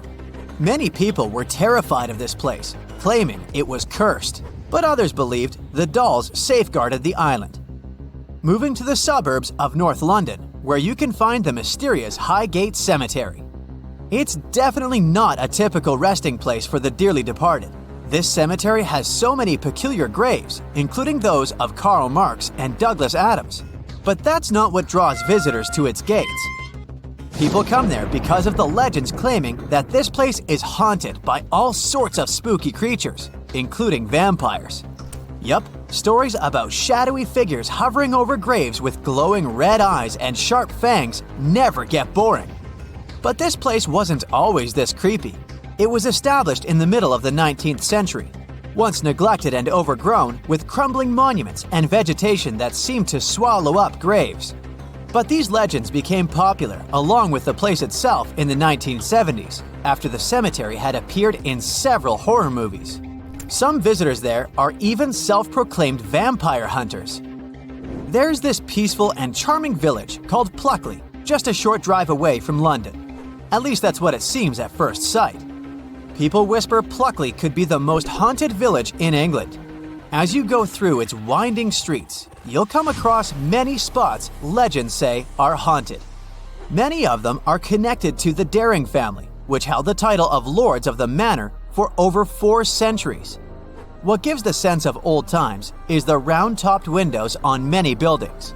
Legend has it, hundreds of years ago, Lord Daring escaped when his enemies captured him. He jumped through one of these windows head first. In commemoration of this pretty daring act, every window in the manor house and the village was made in the same style. Even though the manor house burned down in 1951, the legacy of Lord Daring's escape lives on in the charming village of Pluckley. Some say Pluckley is surrounded by the so-called Screaming Wood. There are many legends about paranormal events that have occurred there. There are nice walking trails in this wood, but to be honest, I'd only be brave enough to hit them during the day. And how about the Crooked Forest? It's in Poland, and it consists of 400 pine trees whose trunks take a sharp 90-degree turn and then become weirdly curved, like the letter J. Someone planted them in the early 1930s, but it's still not completely clear how all these trees got the same curve. One scientist said this looked like a typical response to gravity. Plants have a special mechanism that allows them to reorient themselves when the stem is horizontal to gravity. So, these trees may have been grown this way for making boats or furniture. Of course, human imagination goes way beyond science, so many tried to explain the existence of these trees with stories of spirits that possess these trees or mysterious creatures from space that made them this way. Okay, I'm on. Let me just grab my popcorn. In Russia, on the shores of the Baltic Sea, there's an enigmatic national park. The Dancing Forest is a place that no scientist has managed to explain so far. The pine trees of the forest are all crooked and twisted into loops and spirals. The forest didn't appear until the early 60s, when the pines were planted in order to make the sand dune in that area more stable. One theory is that it's the unstable sand that made the trees twist in such a way. Other theories for the crooked trees are strong winds, or even supernatural powers. Some people say the forest is a place where positive and negative energies meet, twisting the trees. Local legend says that if a person climbs through one of the rings of a tree, it'll add an extra year to this person's life, or they'll be granted a wish. I like that one. Speaking of bizarre trees, and one grows in the region of Piedmont, Italy. There, a cherry tree grows on the top of a mulberry tree. The strange thing is that both trees are perfectly healthy. A continuous storm at Saturn's North Pole has an odd shape, a hexagon. This is probably because of the gradient of the winds. The total length of this cloud pattern is 9,000 miles, which is about 1,200 miles longer than the Earth's diameter. The hexagon has been observed for many years, but it gets even more mysterious because it changes color too. It used to be turquoise, but it has recently shifted to a golden color. The reason for the color change is that the pole gets exposed to sunlight as the seasons change. Now, rain isn't unusual for Oakville, Washington. However, this one still doesn't have any solid scientific explanation. Instead of common raindrops, people watch translucent jelly-like blobs fall from the skies. These blobs covered about 20 square miles. Those who got really close to the rain experienced flu-like symptoms. What were the blobs? Researchers claim that the blobs contain human white blood cells. Later tests showed no presence of nuclei. Some people claim the blobs might have been evaporated jellyfish resulting in rain, or maybe even waste from a commercial plane. Walking rocks, also known as sailing rocks, move across the Death Valley National Park in California without any external intervention, leaving long trails in the dirt and sand along their way. Various time-lapse footages of the moving rocks have been taken. Scientists even installed GPS navigators on some of the rocks, and it showed that the rocks move at a considerable speed. Some researchers believe that the movement is due to thin sheets of ice that form overnight at freezing temperatures in the valley, letting the rocks move until it melts during the day. Or there was a Rolling Stones concert. Nah. The Batagayka crater in Siberia looks like a doorway to the underworld. It's about a half-mile long and over 280 feet deep, but it never stops growing. As it gets deeper, it exposes more underground layers. The layers show what our planet looked like thousands of years ago, as the slumps reveal the used-to-be climates. The crater appeared back in the 60s, and it all started with rapid deforestation. Trees no longer cast shade on the ground, and it got hotter. The permafrost melted, resulting in the crater formation. The throbbing hum in Taos, New Mexico has driven locals wild since the 1990s.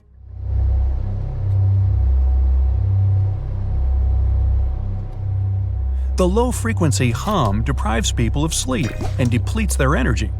Even though scientists have tried to find the source of the hum, they still haven't pinpointed its origin. Different variations of the hum have also been heard in the UK, Australia, Canada, and other areas of the US. Luckily, only about 2% of the world's population can hear it. The hums have been blamed on mechanical devices, multiple disturbances of auditory systems, and even animals. The West Seattle hum, for example, was blamed on toadfish. Fairy rings, also known as elf rings or pixie rings, are mysterious rings of mushrooms that appear in grasslands and forested areas. There's a lot of debate about why these fungi form a nearly perfect circle.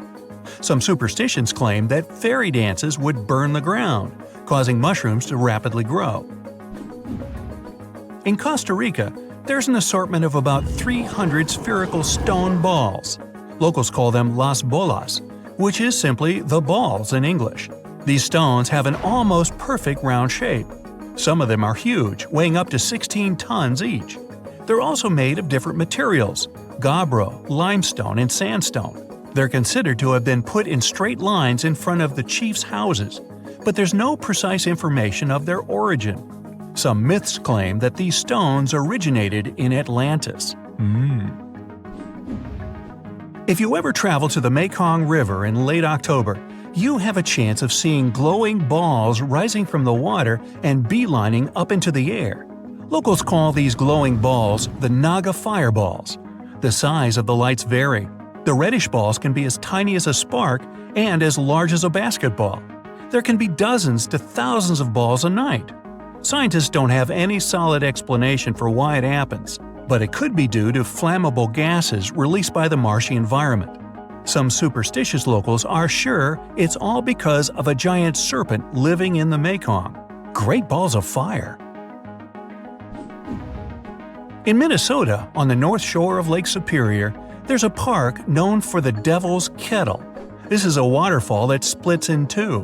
One part of the river continues, while the other part disappears into a hole in the ground. Whatever object you throw into the Devil's Kettle won't reappear. Scientists still haven't fully explained where the water that drops into the hole goes. Devil's Kettle is considered to be unsafe for people because it's nearly impossible to trace the flow. Yeah, not a place to go tubing. Grunions are fish known for their bizarre mating ritual.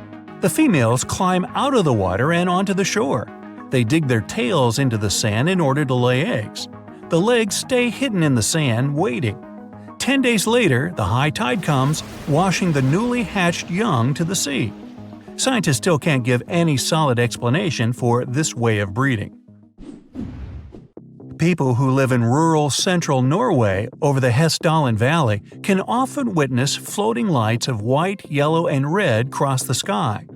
The lights appear both at day and night, and once back in the 80s, they were spotted 15 to 20 times in a single week.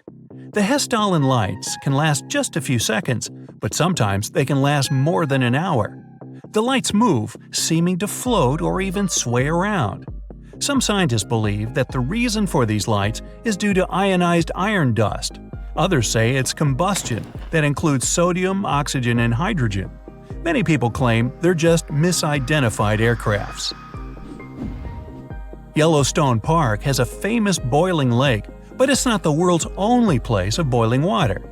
Deep in the Amazon, there's the 4-mile Chane-Timpishka River that's always hot.